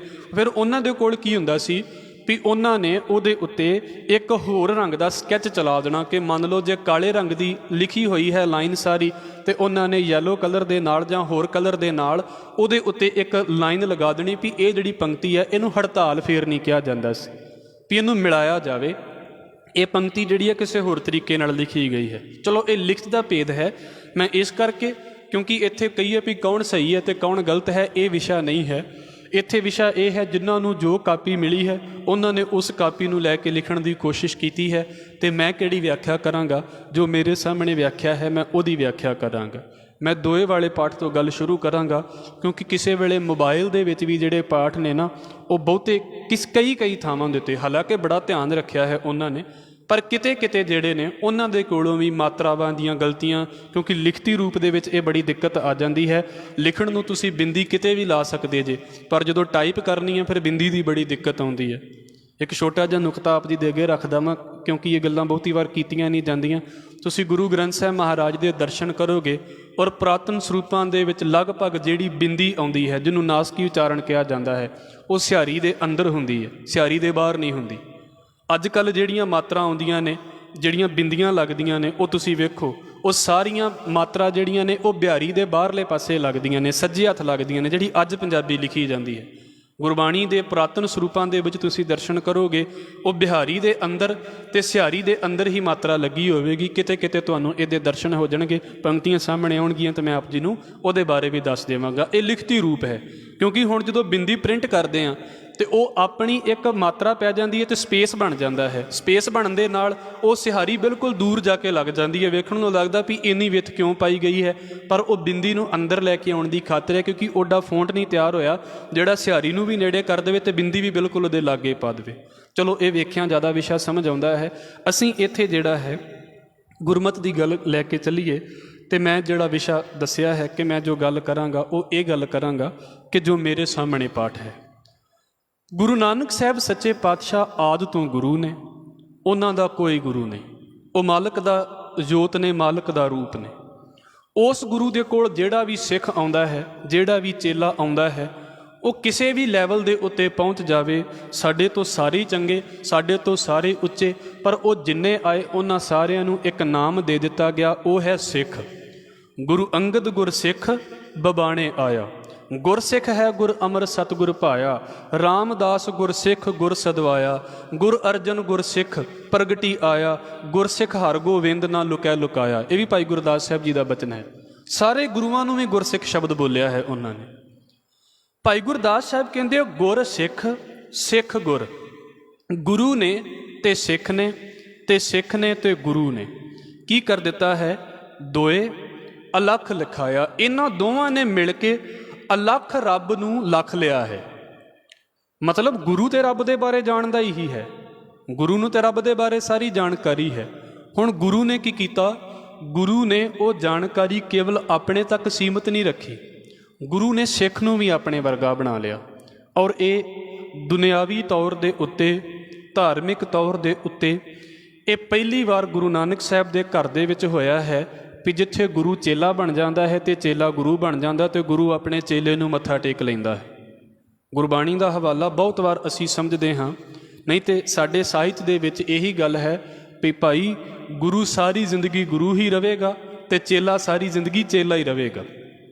ਇਹ ਸਾਡੇ ਮਨ 'ਚ ਸਤਿਕਾਰ ਹੈ ਵੀ ਅਸੀਂ ਸਤਿਗੁਰੂ ਗੁਰੂ ਨਾਨਕ ਸਾਹਿਬ ਮਹਾਰਾਜ ਨੂੰ ਗੁਰੂ ਮੰਨਦੇ ਹਾਂ, ਪਰ ਗੁਰੂ ਨਾਨਕ ਕੀ ਕਹਿੰਦੇ ਨੇ, ਮਹਾਰਾਜ ਕਹਿੰਦੇ ਸਾਰੇ ਮੇਰੇ ਪੁੱਤਰਾਂ ਵਰਗੇ ਤੇ ਸਾਰੇ ਮੇਰੇ ਬਰਾਬਰ ਦੇ। ਜੇ ਬਾਬਾ ਭਾਈ ਮਰਦਾਨੇ ਨੂੰ ਕਹਿੰਦਾ ਹੈ ਵੀ ਭਾਈ ਮਰਦਾਨਾ ਮੇਰਾ ਭਾਈ ਹੈ, ਤੇ ਭਾਈ ਦਾ ਮਤਲਬ ਕੀ ਹੋ ਗਿਆ ਵੀ ਮੇਰਾ ਭਰਾ ਹੈ। ਬਾਕੀ ਸਾਰਿਆਂ ਦੇ ਵਿੱਚ ਵਿੱਥ ਹੋ ਸਕਦੀ ਹੈ, ਭਰਾਵਾਂ 'ਚ ਕਾਹਦੀ ਵਿੱਥ ਹੋਵੇਗੀ। ਬਸ ਇਹ ਇੰਨਾ ਕੁ ਫਰਕ ਹੈ। ਮਹਾਰਾਜ ਲਈ ਸਾਡਾ ਜਿਹੜਾ ਸਤਿਕਾਰ ਹੈ ਉਹ ਇਸ ਪਾਸੇ ਤੋਂ ਵੀ ਗੁਰੂ ਨਾਨਕ ਸਾਡੇ ਲਈ ਇੱਦਾਂ ਕਹਿ ਲਈਏ ਵੀ ਰੱਬ ਰੂਪ ਹੈ, ਪਰ ਜਦੋਂ ਗੁਰੂ ਨਾਨਕ ਵਾਲੀ ਦ੍ਰਿਸ਼ਟੀ ਤੋਂ ਇਸ ਗੱਲ ਨੂੰ ਵੇਖਦੇ ਹਾਂ ਤੇ ਮਹਾਰਾਜ ਕਹਿੰਦੇ ਨਹੀਂ, ਸਾਰੇ ਹੀ ਬਰਾਬਰ ਨੇ। ਜਿਹੜਾ ਮਿਹਨਤ ਕਰ ਲਵੇਗਾ ਮੇਰਾ ਸਿਰ ਉਹਦੇ ਅੱਗੇ ਝੁਕ ਜਾਵੇਗਾ। ਗੁਰ ਚੇਲੇ ਰਹਿਰਾਸ ਕੀ ਨਾਨਕ ਸਲਾਮਤ ਥੀਮਦ। ਗੁਰੂ ਨੇ ਆਪਣੇ ਚੇਲੇ ਅੱਗੇ ਰਹਿਰਾਸ ਕਰ ਦਿੱਤੀ। ਰਹਿਰਾਸ ਦਾ ਮਤਲਬ ਹੁੰਦਾ ਹੈ ਪ੍ਰਣਾਮ, ਨਮਸਕਾਰ ਕਰ ਦਿੱਤੀ। ਔਰ ਕਦੋਂ ਕੀਤੀ, ਨਾਨਕ ਸਲਾਮਤ ਥੀਮਦ, ਆਪਣੀ ਸਲਾਮਤੀ ਹੁੰਦਿਆਂ ਹੀ, ਆਪਣੇ ਜਿਉਂਦੇ ਜੀ। ਔਰ ਇਸੇ ਚੀਜ਼ ਨੂੰ ਅਨੰਦਪੁਰ ਸਾਹਿਬ ਦੇ ਵਿੱਚ ਗੁਰੂ ਗੋਬਿੰਦ ਸਿੰਘ ਮਹਾਰਾਜ ਨੇ ਦੁਹਰਾਇਆ ਹੈ। ਜਦੋਂ ਪੰਜਾਂ ਪਿਆਰਿਆਂ ਦੇ ਅੱਗੇ ਮਹਾਰਾਜ ਜੀ ਮੱਥਾ ਟੇਕ ਕੇ ਤੇ ਇਸ ਗੱਲ ਦੀ ਜਾਚਨਾ ਕਰਦੇ ਨੇ ਵੀ ਅੰਮ੍ਰਿਤ ਦੀ ਦਾਤ ਮੈਨੂੰ ਦਿੱਤੀ ਜਾਵੇ। ਉਹ ਚੇਲਿਆਂ ਨੂੰ ਮੱਥਾ ਟੇਕਣਾ ਹੀ ਤੇ ਹੈ, ਉਹ ਪੰਜਾਂ ਪਿਆਰਿਆਂ ਨੂੰ ਉਹ ਆਪਣੀ ਥਾਂ ਦੇ ਉੱਤੇ ਬਿਠਾ ਕੇ ਤੇ ਆਪ ਉਹਨਾਂ ਤੋਂ ਇੱਕ ਵਾਰ ਨੀਵੇਂ ਹੋ ਕੇ ਉਹਨਾਂ ਦੇ ਕੋਲੋਂ ਜਾਚਨਾ ਕਰ ਲੈਣੀ। ਇਹਦਾ ਜੜ ਜਿਹੜੀ ਇਹਦੀ ਹੈ ਉਹ ਗੁਰੂ ਨਾਨਕ ਸਾਹਿਬ ਦੇ ਵੇਲੇ ਰੱਖ ਦਿੱਤੀ ਗਈ ਹੈ। ਗੁਰੂ ਨੇ ਇੱਕ ਲੈਵਲ ਦੇ ਉੱਤੇ ਆ ਕੇ ਚੇਲਾ ਬਣ ਜਾਣਾ ਹੈ। ਇਹਦੇ ਨਾਲ ਇਹ ਨਹੀਂ ਵੀ ਗੁਰੂ ਨੀਵਾਂ ਹੋ ਜਾਂਦਾ ਹੈ, ਇਹਦੇ ਨਾਲ ਇਹ ਹੈ ਵੀ ਚੇਲਾ ਇੰਨਾ ਉੱਚਾ ਹੋ ਜਾਂਦਾ ਹੈ। ਗੁਰੂ ਦੇ ਕੋਲ ਚੇਲਾ ਗਿਆ ਤੇ ਚੇਲੇ ਨੇ ਮਿਹਨਤ ਕੀਤੀ, ਸਿੱਖ ਨੇ ਮਿਹਨਤ ਕੀਤੀ ਤੇ ਇੰਨੀ ਮਿਹਨਤ ਕੀਤੀ ਗੁਰੂ ਬਖਸ਼ਿਸ਼ ਦੇ ਨਾਲ, ਇੱਕ ਦਿਨ ਗੁਰੂ ਉਹਨੂੰ ਆਪਣੇ ਗਲ ਨਾਲ ਲਾ ਕੇ ਕਹਿ ਦਿੰਦਾ ਵੀ ਹੁਣ ਤੂੰ ਕਬੂਲ ਹੋ ਗਿਆ। ਤੇ ਫਿਰ ਕੀ ਹੋ ਗਿਆ, ਗੁਰੂ ਉਹਦੀ ਥਾਂ ਦੇ ਉੱਤੇ ਆ ਜਾਂਦਾ ਹੈ ਤੇ ਉਹਨੂੰ ਮੱਥਾ ਟੇਕ ਦਿੰਦਾ ਹੈ। ਇਹ ਵੀ ਆਪ ਜੀ ਦੇ ਅੱਗੇ ਸ਼ਾਇਦ ਕਈ ਵਾਰ ਅਸੀਂ ਬੇਨਤੀ ਕੀਤੀ ਹੋਵੇਗੀ ਕਿ ਜਿਸ ਵੇਲੇ ਗੁਰੂ ਅੰਗਦ ਸਾਹਿਬ ਮਹਾਰਾਜ ਨੂੰ ਗੁਰਤਾ ਗੱਦੀ ਮਿਲੀ ਸੀ ਤੇ ਮਹਾਰਾਜ ਗੁਰੂ ਨਾਨਕ ਸਾਹਿਬ ਮਹਾਰਾਜ ਕਈ ਦਿਨ ਜਿਉਂਦੇ ਵੀ ਰਹੇ, ਉਹਦੇ ਤੋਂ ਬਾਅਦ ਇਸ ਦੁਨੀਆ ਦੇ ਵਿੱਚ ਰਹੇ। ਪਰ ਮਹਾਰਾਜ ਨੇ ਕੀ ਕਹਿ ਦਿੱਤਾ ਵੀ ਭਾਈ ਸਿੱਖੋ, ਹੁਣ ਤੁਸੀਂ ਗੁਰੂ ਅੰਗਦ ਸਾਹਿਬ ਮਹਾਰਾਜ ਨੂੰ ਆਪਣਾ ਗੁਰੂ ਮੰਨੋ। ਇੱਕ ਦਿਨ ਜ਼ਿੰਦਗੀ ਦੇ ਵਿੱਚ ਇੱਦਾਂ ਦਾ ਆਉਂਦਾ ਹੈ ਜਿੱਦਣ ਇੱਦਾਂ ਕਹਿ ਲਈਏ ਵੀ ਸਿੱਖ ਦੀ ਸੇਵਾ ਕਬੂਲ ਹੋ ਜਾਂਦੀ ਹੈ। ਹੁਣ ਇੱਦਾਂ ਹੈ, ਇੱਥੇ ਭਾਈ ਗੁਰਦਾਸ ਸਾਹਿਬ ਕਹਿੰਦੇ ਨੇ ਵੀ ਗੁਰੂ ਨੇ ਤੇ ਸਿੱਖ ਨੇ ਮਿਲ ਕੇ, ਦੋਵਾਂ ਨੇ, ਗੁਰੂ ਦੀ ਬਖਸ਼ਿਸ਼ ਦੇ ਨਾਲ ਸਿੱਖ ਨੇ ਮਿਹਨਤ ਕੀਤੀ ਤੇ ਸਿੱਖ ਦਾ ਲੈਵਲ ਸਮਝ ਲਈਏ ਅੱਜ ਦੀ ਬੋਲੀ ਦੇ ਵਿੱਚ ਇਹੋ ਹੀ ਕਹਿ ਸਕਦੇ ਹਾਂ ਵੀ ਗੁਰੂ ਦੀ ਕਿਰਪਾ ਦੇ ਨਾਲ ਸਿੱਖ ਨੇ ਇੰਨੀ ਮਿਹਨਤ ਕੀਤੀ ਹੈ ਕਿ ਦੋਵਾਂ ਨੇ ਮਿਲ ਕੇ ਅਲੱਖ ਵਾਹਿਗੁਰੂ ਨੂੰ ਲੱਖ ਲਿਆ ਹੈ। ਗੁਰੂ ਨੇ ਇੰਨੀ ਕਿਰਪਾ ਕੀਤੀ ਆਪਣੇ ਸਿੱਖ ਦੇ ਉੱਤੇ। ਤੇ ਭਾਈ ਗੁਰਦਾਸ ਸਾਹਿਬ ਜੀ ਨੇ ਪੁੱਛਿਆ ਵੀ ਭਾਈ ਸਾਹਿਬ ਜੀ ਤੁਸੀਂ ਕਹਿੰਦੇ ਜੇ ਵੀ ਸਿੱਖ ਜਿਹੜਾ ਹੈ ਉਹ ਗੁਰੂ ਦੀ ਸਿੱਖਿਆ ਲੈਂਦਾ ਹੈ ਤੇ ਉਹਨੇ ਰੱਬ ਨੂੰ ਲੱਖ ਲਿਆ ਹੈ, ਪਰ ਸਿੱਖ ਹੈ ਕੌਣ ਹੈ? ਜੇ ਅਸੀਂ ਸਿੱਧੀ ਡੈਫੀਨੇਸ਼ਨ ਦੇ ਵਿੱਚ ਭਾਈ ਗੁਰਦਾਸ ਸਾਹਿਬ ਜੀ ਦੇ ਕੋਲੋਂ ਪੁੱਛੀਏ ਵੀ ਸਿੱਖ ਹੈ ਕੌਣ ਹੈ, ਤੇ ਉਹ ਕਹਿੰਦੇ ਨੇ ਗੁਰ ਦੀਖਿਆ ਲੈ ਸੋਏ ਸਿੱਖ ਸਦਾਇਆ। ਹੁਣ ਵੇਖੋ ਇੱਥੇ ਪਾਠ ਫੇਰ ਹੋ ਰਿਹਾ, ਗੁਰ ਦੀਖਿਆ ਲੈ ਸਿੱਖ ਸਿੱਖ ਸਦਾਇਆ। ਔਰ ਮੈਨੂੰ ਇਹ ਪਾਠ ਜਿਹੜਾ ਹੈ ਇੱਥੇ ਜ਼ਿਆਦਾ ਨੇੜੇ ਲੱਗਦਾ ਹੈ ਵੀ ਗੁਰੂ ਦੀ ਸਿੱਖਿਆ ਲੈ ਕੇ ਸਿੱਖ ਜਿਹੜਾ ਹੈ ਉਹ ਸਿੱਖ ਸਦਾਉਂਦਾ ਹੈ। ਜਾਂ ਇੱਦਾਂ ਜਿਹੜਾ ਇੱਥੇ ਪਾਠ ਹੈ ਉਹ ਇਹ ਹੈ ਵੀ ਗੁਰ ਦੀਖਿਆ ਲੈ ਸੋਏ ਸਿੱਖ ਸਦਾਇਆ, ਵੀ ਉਹੀ ਜਿਹੜਾ ਸਿੱਖ ਹੈ ਉਹਨੇ ਜਦੋਂ ਗੁਰੂ ਦੀ ਦੀਖਿਆ ਲਈ ਤੇ ਉਹੀ ਫਿਰ ਕੀ ਹੈ, ਉਹ ਸਿੱਖ ਬਣ ਜਾਂਦਾ ਹੈ। ਹੁਣ ਇੱਕ ਪਾਸਾ ਤੇ ਇਹ ਹੈ ਵੀ ਸਿੱਖ ਕੌਣ ਹੈ। ਸਿੱਖ ਇੱਦਾਂ ਦੀ ਚੀਜ਼ ਨਹੀਂ ਜੋ ਅਸੀਂ ਵਾਰ-ਵਾਰ ਪੜ੍ਹਦੇ ਪਏ ਹਾਂ ਵੀ ਇਹ ਪਿਤਾ ਪੁਰਖੀ ਕੰਮ ਹੈ ਵੀ ਪਿਤਾ ਸਿੱਖ ਹੈ ਤਾਂ ਗਾਂ ਬੱਚੇ ਵੀ ਉੱਦਾਂ ਹੀ ਸਿੱਖ ਹੋ ਜਾਣਗੇ। ਨਹੀਂ ਹੋ ਪਾਉਂਦੇ, ਬਹੁਤੀ ਵਾਰ ਨਹੀਂ ਹੋ ਪਾਉਂਦੇ। ਹਾਂ ਠੀਕ ਹੈ, ਸਾਨੂੰ ਮੱਥਾ ਟੇਕਣਾ ਆ ਜਾਂਦਾ ਹੈ, ਗੁਰਦੁਆਰੇ ਬੈਠਣਾ ਆ ਜਾਂਦਾ ਹੈ, ਇਹ ਬਹੁਤ ਵਧੀਆ ਗੱਲਾਂ ਨੇ, ਪਰ ਸਿੱਖੀ ਕਮਾਈ ਹੀ ਜਾਂਦੀ ਹੈ। ਜਿਹਨੂੰ ਮਸਕੀਨ ਸਾਹਿਬ ਕਹਿੰਦੇ ਵੀ ਧਰਮ ਦੀ ਦੁਨੀਆ 'ਚ ਲਾਟਰੀ ਨਹੀਂ ਲੱਗਦੀ। ਇੱਥੇ ਤੁਹਾਨੂੰ ਹਰ ਚੀਜ਼ ਮਿਲ ਜਾਵੇਗੀ। ਇੱਥੇ ਗੁਰੂ ਅੰਗਦ ਸਾਹਿਬ ਮਹਾਰਾਜ ਵੀ ਮਿਲ ਜਾਣਗੇ ਤੇ ਅੱਗੇ ਵੇਖ ਲਓ ਤੁਹਾਨੂੰ ਫਿਰ ਬਾਬਾ ਦਾਸੂ ਤੇ ਬਾਬਾ ਦਾਤੂ ਵੀ ਮਿਲ ਜਾਣਗੇ। ਇੱਥੇ ਤੁਹਾਨੂੰ ਗੁਰੂ ਅਮਰਦਾਸ ਸਾਹਿਬ ਮਹਾਰਾਜ ਵੀ ਮਿਲ ਜਾਣਗੇ ਤੇ ਗੁਰੂ ਅਮਰਦਾਸ ਸਾਹਿਬ ਦੇ ਘਰ ਦੇ ਵਿੱਚ ਹੀ ਬਾਬਾ ਮੋਹਨ ਤੇ ਬਾਬਾ ਮੋਰੀ ਵੀ ਮਿਲ ਜਾਣਗੇ, ਬਿਲਕੁਲ ਹੀ ਵੱਖਰੇ ਚੱਲਣ ਵਾਲੇ। ਇੱਥੇ ਤੁਹਾਨੂੰ ਗੁਰੂ ਰਾਮਦਾਸ ਸਾਹਿਬ ਮਹਾਰਾਜ ਵੀ ਮਿਲ ਜਾਣਗੇ ਤੇ ਅੱਗੇ ਫਿਰ ਬਾਬਾ ਪ੍ਰੀਤੀ ਚੰਦ ਵੀ ਤੁਹਾਨੂੰ ਮਿਲ ਜਾਵੇਗਾ ਤੇ ਗੁਰੂ ਅਰਜਨ ਸਾਹਿਬ ਮਹਾਰਾਜ ਵੀ ਮਿਲ ਜਾਵੇਗਾ। ਇਹਦਾ ਕੀ ਭਾਵ ਹੈ? ਇਹ ਮਹਾਰਾਜ ਨੇ ਨਾ ਕੁਦਰਤੀ ਤੌਰ ਦੇ ਉੱਤੇ ਸਾਡੇ ਲਈ ਸਮਝ ਲਓ ਵੀ ਪ੍ਰੈਕਟੀਕਲ ਕਰਕੇ ਵਿਖਾਤਾ ਵੀ ਤੁਸੀਂ ਇਹੋ ਹੀ ਨਾ ਸੋਚੋ ਵੀ ਸਿੱਖਾਂ ਦੇ ਘਰ 'ਚ ਹੀ ਸਿੱਖ ਜੰਮਦੇ ਨੇ। ਇਸੇ ਕਰਕੇ ਸਾਡੇ ਮਜ਼ਹਬ ਦੇ ਵਿੱਚ ਇਹ ਨਹੀਂ ਕਿਹਾ ਜਾਂਦਾ ਵੀ ਅਸੀਂ ਕਿਸੇ ਬਾਹਰ ਦੇ ਬੰਦੇ ਨੂੰ ਐਕਸੈਪਟ ਨਹੀਂ ਕਰਦੇ। ਦੁਨੀਆ ਦੇ ਕੁਝ ਮਜ਼ਹਬ ਇਹੋ ਜਿਹੇ ਵੀ ਹੈ ਨੇ ਜਿਹੜੇ ਉਹ ਕਹਿੰਦੇ ਨੇ ਵੀ ਘਰ ਦੇ ਵਿੱਚ ਜੰਮਿਆ ਬੱਚਾ ਹੀ ਇਸ ਧਰਮ ਦੇ ਵਿੱਚ ਆ ਸਕਦਾ ਹੈ, ਬਾਹਰ ਵਾਲੇ ਨੂੰ ਉਹ ਐਕਸੈਪਟ ਨਹੀਂ ਕਰਦੇ, ਸਵੀਕਾਰਦੇ ਨਹੀਂ ਨੇ। ਸਾਡੇ ਵਿੱਚ ਦੁਨੀਆ ਦੇ ਕਿਸੇ ਵੀ ਕੋਨੇ ਤੋਂ ਬੰਦਾ ਆਵੇ ਉਹ ਇੱਥੇ ਸਵੀਕਾਰ ਕਰ ਲਿਆ ਜਾਂਦਾ ਹੈ, ਪਰ ਸ਼ਰਤਾਂ ਉਹਦੀਆਂ ਪੂਰੀਆਂ ਹੋਣੀਆਂ ਚਾਹੀਦੀਆਂ ਨੇ। ਸਿੱਖ ਕੌਣ ਹੈ? ਸਿੱਧੀ ਜੀ ਗੱਲ ਇੱਥੇ ਹੈ ਵੀ ਜਿਸ ਬੰਦੇ ਦੇ ਕੋਲ ਗੁਰੂ ਨਾਨਕ ਦੀ ਸਿੱਖਿਆ ਹੈ ਉਹ ਸਿੱਖ ਹੈ। ਮੈਂ ਇਹ ਨਹੀਂ ਕਹਿੰਦਾ ਵੀ ਮੈਂ ਕਿਸੇ ਨੂੰ ਸਰਟੀਫਿਕੇਟ ਦੇਣ ਵਾਲਾ ਵੀ ਉਹ ਨਹੀਂ ਸਿੱਖ ਤੇ ਆਹ ਨਹੀਂ ਸਿੱਖ। ਮੈਂ ਕੌਣ ਹਾਂ? ਹੋ ਸਕਦਾ ਮੈਂ ਹੀ ਨਾ ਹੋਵਾਂ। ਮੈਂ ਕੌਣ ਹਾਂ ਇਸ ਗੱਲ ਨੂੰ ਕਹਿਣ ਵਾਲਾ ਵੀ ਉਹ ਵੀ ਨਹੀਂ ਸਿੱਖ ਆਹ ਵੀ ਨਹੀਂ ਸਿੱਖ। ਬੜੇ ਨਾ ਥੋਕ ਦੇ ਵਿੱਚ ਸਰਟੀਫਿਕੇਟ ਵੰਡੇ ਜਾਂਦੇ ਨੇ ਅੱਜ ਕੱਲ੍ਹ। ਇੱਦਾਂ ਨਹੀਂ, ਅਸੀਂ ਗੁਰੂ ਨਾਨਕ ਦੇ ਰਸਤੇ ਦੇ ਉੱਤੇ ਚੱਲਣ ਦੀ ਕੋਸ਼ਿਸ਼ ਕਰਦੇ ਪਏ ਹਾਂ। ਮਾਲਕ ਨੂੰ ਮਨਜ਼ੂਰ ਹੋਵੇ। ਅਸੀਂ ਤੇ ਰੋਜ਼ ਪੜ੍ਹਦੇ ਹਾਂ, ਹਮ ਅੰਧਲੇ ਅੰਧ ਬਿਖੈ ਬਿਖਰਾਤੇ ਕਿਉਂ ਚਾਲੇ ਗੁਰ ਚਾਲੀ, ਸਤਿਗੁਰ ਦਇਆ ਕਰੇ ਸੁਖ ਦਾਤਾ ਹਮ ਲਾਵੇ ਆਪਨ ਪਾਲੀ। ਵੀ ਮਹਾਰਾਜ ਸਾਡੇ ਪੱਲੇ ਕੀ ਤਾਕਤ ਹੈ ਵੀ ਅਸੀਂ ਤੁਰ ਸਕਦੇ ਹਾਂ, ਤੂੰ ਕਿਤੇ ਆਪਣਾ ਪੱਲਾ ਫੜਾ ਦੇਵੇਂ ਤੇ ਅਸੀਂ ਤੇਰੇ ਨਾਲ ਤੁਰਦੇ ਰਹੀਏ, ਨਹੀਂ ਤੇ ਅਸੀਂ ਤੇ ਸੁੱਤ ਖਿੰਨ ਖਿੰਨ ਭੂਲ ਬਿਗਾਰ ਵਾਲੀ ਗੱਲ ਹੋ ਗਈ ਹੈ। ਅਸੀਂ ਤੇ ਹਰ ਪਲ ਤੇ ਭੁੱਲ ਜਾਵਾਂਗੇ। ਕਿਸੇ ਨੂੰ ਇਹ ਕਹਿਣ ਦੀ ਲੋੜ ਨਹੀਂ ਵੀ ਉਹ ਨਹੀਂ ਸਿੱਖ ਤੇ ਆਹ ਨਹੀਂ ਸਿੱਖ। ਸਿੱਖ ਦੀ ਡੈਫੀਨੇਸ਼ਨ ਕੀ ਆ ਗਈ? ਗੁਰ ਦੀਖਿਆ। ਜਿਹਦੇ ਪੱਲੇ ਗੁਰੂ ਦੀ ਦੀਕਸ਼ਾ ਹੈ, ਸਿੱਖਿਆ ਹੈ, ਉਹ ਕੀ ਹੈ? ਲੈ ਸਿੱਖ ਸਿੱਖ ਸਦਾਇਆ। ਗੁਰੂ ਦੀ ਸਿੱਖਿਆ ਨੂੰ ਲੈ ਕੇ ਤੇ ਬੰਦਾ ਸਿੱਖ ਹੋ ਗਿਆ ਹੈ। ਬਸ ਇੰਨੀ ਕੁ ਖੇਡ ਹੈ। ਸਿੱਖ ਕਦੋਂ ਬਣਿਆ? ਜਦੋਂ ਉਹਦੇ ਪੱਲੇ ਗੁਰੂ ਦੀ ਸਿੱਖਿਆ ਹੈ। ਜੇ ਅਜੇ ਸਿੱਖਿਆ ਪੱਲੇ ਨਹੀਂ ਹੈ ਤੇ ਗੁਰੂ ਨਾਨਕ ਸਾਹਿਬ ਮਹਾਰਾਜ ਜੀ ਦਾ ਅਜੇ ਉਹ ਸਿੱਖ ਬਣਿਆ ਹੀ ਨਹੀਂ ਹੈ।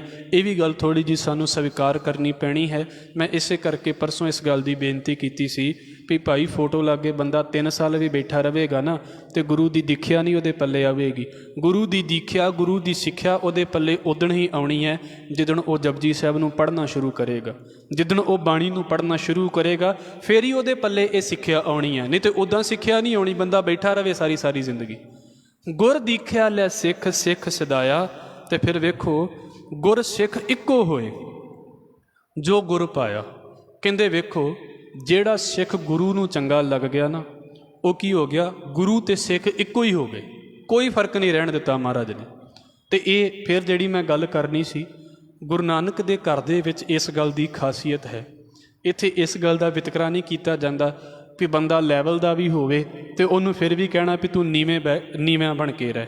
ਇੱਕ ਅਸੀਂ ਪੜ੍ਹਦੇ ਹਾਂ ਨਾ ਜਪਜੀ ਸਾਹਿਬ ਦੇ ਵਿੱਚ, ਹਜ਼ੂਰ ਕਹਿੰਦੇ ਨੇ ਭੁਗਤ ਗਿਆਨ ਦਇਆ ਭੰਡਾਰਨ ਘਟ ਘਟ ਵਾਜਹਿ ਨਾਦ, ਆਪ ਨਾਥ ਨਾਥੀ ਸਭ ਜਾ ਕੀ ਰਿਦ ਸਿਧ ਅਵਰਾ ਸਾਧ।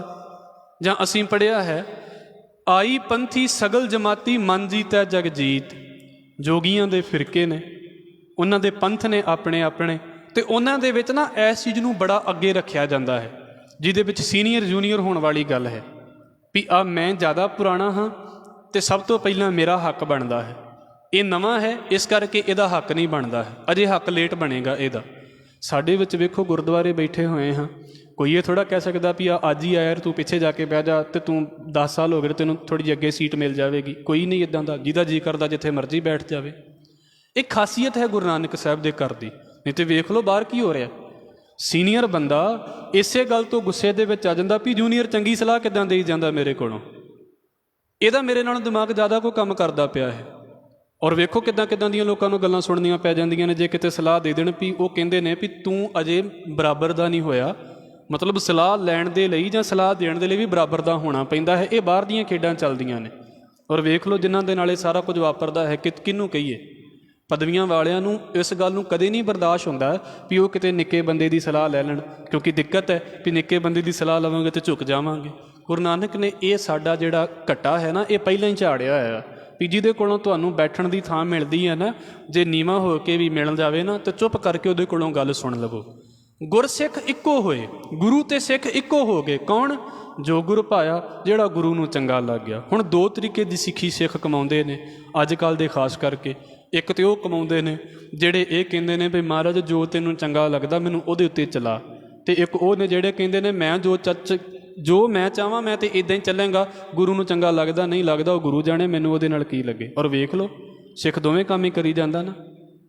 ਵੀ ਮਹਾਰਾਜ ਨੇ ਤਾਂ ਇਸ ਗੱਲ ਨੂੰ ਕਿਹਾ ਵੀ ਦੁਬਿਧਾ ਨਾ ਪੜੋ ਹਰ ਬਿਨ ਹੋਰ ਨਾ ਪੂਜੋ, ਮੜਾ ਮਸਾਣ ਨਾ ਜਾਈ। ਸਿੱਖ ਤੁਰਿਆ ਵੀ ਫਿਰਦਾ ਅਤੇ ਕਈ ਵੀ ਜਾਂਦਾ ਵੀ ਮੈਂ ਹਾਂ।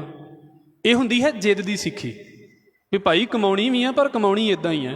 ਅਤੇ ਮਹਾਰਾਜ ਕਹਿੰਦੇ ਕਮਾਈ ਜਾਓ ਤਾਂ ਇਹਦੇ ਨਾਲ ਮੈਨੂੰ ਕੀ ਫਰਕ ਪਵੇਗਾ। ਸਿੱਖ ਤਾਂ ਉਹੀ ਹੈ ਜਿਹਨੇ ਸਿੱਖਿਆ ਲੈ ਲਈ ਹੈ। ਅਤੇ ਜਦੋਂ ਗੁਰੂ ਨੂੰ ਚੰਗਾ ਲੱਗ ਗਿਆ, ਗੁਰੂ ਨੂੰ ਚੰਗਾ ਤਾਂ ਹੀ ਲੱਗੇਗਾ ਘੱਟੋ ਘੱਟ ਮੇਰੀ ਜਿਹੜੀ ਮਿਹਨਤ ਹੈ ਉਹ ਇੱਦਾਂ ਦੀ ਤਾਂ ਹੋਵੇ ਵੀ ਜੋ ਉਹਨੂੰ ਚੰਗੀ ਲੱਗਦੀ ਹੈ। ਜੋ ਗੁਰੂ ਨੂੰ ਚੰਗਾ ਹੀ ਨਹੀਂ ਲੱਗਦਾ ਮੈਂ ਕਰੀ ਜਾਵਾਂ ਤਾਂ ਕੀ ਚੰਗਾ ਲੱਗ ਜਾਵੇਗਾ। ਇਸ ਕਰਕੇ ਕੰਮ ਉਹ ਮੇਰੀ ਮਰਜ਼ੀ ਵਾਲਾ ਨਹੀਂ, ਮੈਂ ਤਾਂ ਖਤਮ ਹੀ ਹੋ ਗਿਆ ਹਾਂ। ਕੰਮ ਇਹ ਹੈ ਵੀ ਜੋ ਗੁਰੂ ਨੂੰ ਚੰਗਾ ਲੱਗਦਾ ਹੈ। ਅਤੇ ਇਹ ਬੇਨਤੀ ਕਰ ਦੇਵਾਂ, ਹੋ ਸਕਦਾ ਹੈ ਮੈਨੂੰ ਉਹ ਕੰਮ ਕਰਦਿਆਂ ਨੂੰ 10 ਸਾਲ ਹੋ ਗਏ ਹੋਣ, ਅਤੇ 10 ਸਾਲ ਵਾਲੇ ਕੰਮ ਨੂੰ ਜਦੋਂ ਇੱਕੋ ਦਿਨ ਕਹਿ ਦਿੱਤਾ ਜਾਂਦਾ ਨਾ ਵੀ ਛੱਡ ਦਿਓ, ਬੜਾ ਦੁੱਖ ਲੱਗਦਾ। ਐਡੀ ਛੇਤੀ ਛੁੱਟਦਾ ਨਹੀਂ ਹੈ। ਔਰ ਇਹ ਬੜੀ ਹਿੰਮਤ ਹੁੰਦੀ ਹੈ ਵੀ ਕਿਸੇ ਪਈ ਹੋਈ ਆਦਤ ਨੂੰ ਇੱਕਦਮ ਛੱਡ ਦੇਣਾ। ਨਹੀਂ ਤਾਂ ਪਹਿਲਾਂ ਮਨ ਕਿੰਨਾ ਕਾਊਂਟਰ ਕਰਦਾ ਇਸ ਚੀਜ਼ ਨੂੰ ਵੀ ਆਹ ਗੱਲ ਕਿਉਂ ਅਸੀਂ ਮੰਨਦੇ ਹਾਂ, ਕਿਉਂਕਿ ਸਾਡੀ ਆਦਤ ਬਣੀ ਹੁੰਦੀ ਹੈ ਉਸ ਚੀਜ਼ ਨੂੰ ਕਰਨ ਦੀ, ਅਤੇ ਉਹਨੇ ਕਹਿ ਦਿੱਤਾ ਵੀ ਇਹ ਕੰਮ ਨਹੀਂ ਕਰਨਾ। ਫਿਰ ਵੇਖ ਲਓ ਕੀ ਬਣਦਾ। ਔਰ ਇਹ ਸਾਨੂੰ ਇੱਦਾਂ ਲੱਗੇਗਾ, ਵੇਖ ਲਓ ਸਾਡੇ ਲੋਕ ਸੁਣ ਵੀ ਲੈਂਦੇ ਨੇ ਪਰ ਫਿਰ ਉਹ ਕੁਝ ਹੀ ਕਰਦੇ ਨੇ। ਕਿਉਂ? ਕਿਉਂਕਿ ਮਨ ਮੰਨਦਾ ਹੀ ਨਹੀਂ ਇਹਨਾਂ ਗੱਲਾਂ ਨੂੰ। ਸੁਣਦਾ ਤੇ ਹੈ, ਸੁਣਨ ਲਈ ਬੜੀ ਹਿੰਮਤ ਚਾਹੀਦੀ ਹੈ। ਬੋਲਣਾ, ਵਿਰੋਧ ਕਰਨਾ ਇਹ ਤਾਂ ਛੋਟੀ ਜਿਹੀ ਗੱਲ ਹੈ, ਨਿੱਕੀ ਜਿਹੀ ਗੱਲ ਤੋਂ ਬੰਦਾ ਵਿਰੋਧ ਕਰ ਦੇਵੇਗਾ। ਸੁਣਨ ਲਈ ਦਲੇਰੀ ਚਾਹੀਦੀ ਹੈ, ਸੁਣਨ ਲਈ ਹਿੰਮਤ ਚਾਹੀਦੀ ਹੈ। ਇੱਦਾਂ ਕਹਿ ਲਈਏ ਵੀ ਮਹਾਰਾਜ ਗੁਰੂ ਅਮਰਦਾਸ ਸਾਹਿਬ ਮਹਾਰਾਜ 20 ਸਾਲ ਲਗਾਤਾਰ ਹਰਿਦੁਆਰ ਗਏ। ਗੁਰੂ ਅੰਗਦ ਸਾਹਿਬ ਮਹਾਰਾਜ ਦੇ ਕੋਲ ਆਉਣ ਤੋਂ ਪਹਿਲਾਂ ਲਗਾਤਾਰ 20 ਸਾਲ ਗਏ। ਅਤੇ ਹੁਣ ਕੀ ਹੋਇਆ, ਇੱਕ ਦਿਨ ਕੰਨ ਦੇ ਵਿੱਚ ਗੱਲ ਪੈ ਗਈ ਵੀ ਨਹੀਂ ਜਾਣਾ। ਹੁਣ 20 ਸਾਲ ਦੀ ਯਾਤਰਾ ਅਤੇ 1-2 ਸੈਕਿੰਡ ਦੀ ਗੱਲ ਵੀ ਨਹੀਂ ਜਾਣਾ। ਹੁਣ ਵੇਖ ਲਓ 20 ਸਾਲ ਵੱਡੇ ਨੇ ਕਿ ਉਹ 2 ਸੈਕਿੰਡ ਦੀ ਗੱਲ ਵੱਡੀ ਹੈ। ਸਾਡੇ ਲਈ ਤਾਂ 20 ਸਾਲ ਹੀ ਵੱਡੇ ਨੇ ਵੀ 20 ਸਾਲ ਹੋ ਗਏ ਨੇ ਇੱਕਦਮ ਕਿੱਦਾਂ ਛੱਡ ਦੇਵਾਂ। ਮਹਾਰਾਜ ਨੇ 2 ਸੈਕਿੰਡ ਵੱਡੇ ਕਰ ਦਿੱਤੇ ਵੀ ਨਹੀਂ ਆਹ 2 ਸੈਕਿੰਡ ਵੱਡੇ ਨੇ, ਮੈਂ 20 ਵੀ ਛੱਡਣ ਦੇ ਲਈ ਤਿਆਰ ਹਾਂ। ਸਾਡਾ ਨਹੀਂ ਇੱਦਾਂ ਹੁੰਦਾ ਜਲਦੀ। ਸਾਡਾ ਅਸਲ ਦੇ ਵਿੱਚ ਉਸ ਬਣੀ ਹੋਈ ਆਦਤ ਨੂੰ ਛੱਡਣਾ ਹੀ ਸਭ ਤੋਂ ਔਖਾ ਹੈ। ਅਤੇ ਜਿੰਨਾ ਮੈਂ ਤਾਂ ਇੱਦਾਂ ਕਹਿੰਦਾ ਹਾਂ ਕਿ ਵੇਖੋ ਸਿੱਖ ਦੇ ਵਿੱਚ ਗ੍ਰਹਿਣ ਕਰਨ ਦੀ ਤਾਕਤ ਅਤੇ ਸਿੱਖ ਦੇ ਵਿੱਚ ਛੱਡਣ ਦੀ ਤਾਕਤ ਏਡੀ ਤਗੜੀ ਹੋਣੀ ਚਾਹੀਦੀ ਹੈ, ਏਡੀ ਤਾਕਤ ਵਾਲੀ ਹੋਣੀ ਚਾਹੀਦੀ ਹੈ ਵੀ ਜੇ ਕਿਸੇ ਚੀਜ਼ ਨੂੰ ਗ੍ਰਹਿਣ ਕੀਤਾ ਹੈ, ਪਕੜਿਆ ਹੈ, ਅਤੇ ਫਿਰ ਇੱਦਾਂ ਪਕੜਿਆ ਹੈ ਵੀ ਬਸ ਮਹਾਰਾਜ ਦੀ ਕਿਰਪਾ ਹੈ ਵੀ ਹੱਥੋਂ ਛੁੱਟੇ ਹੀ ਨਾ।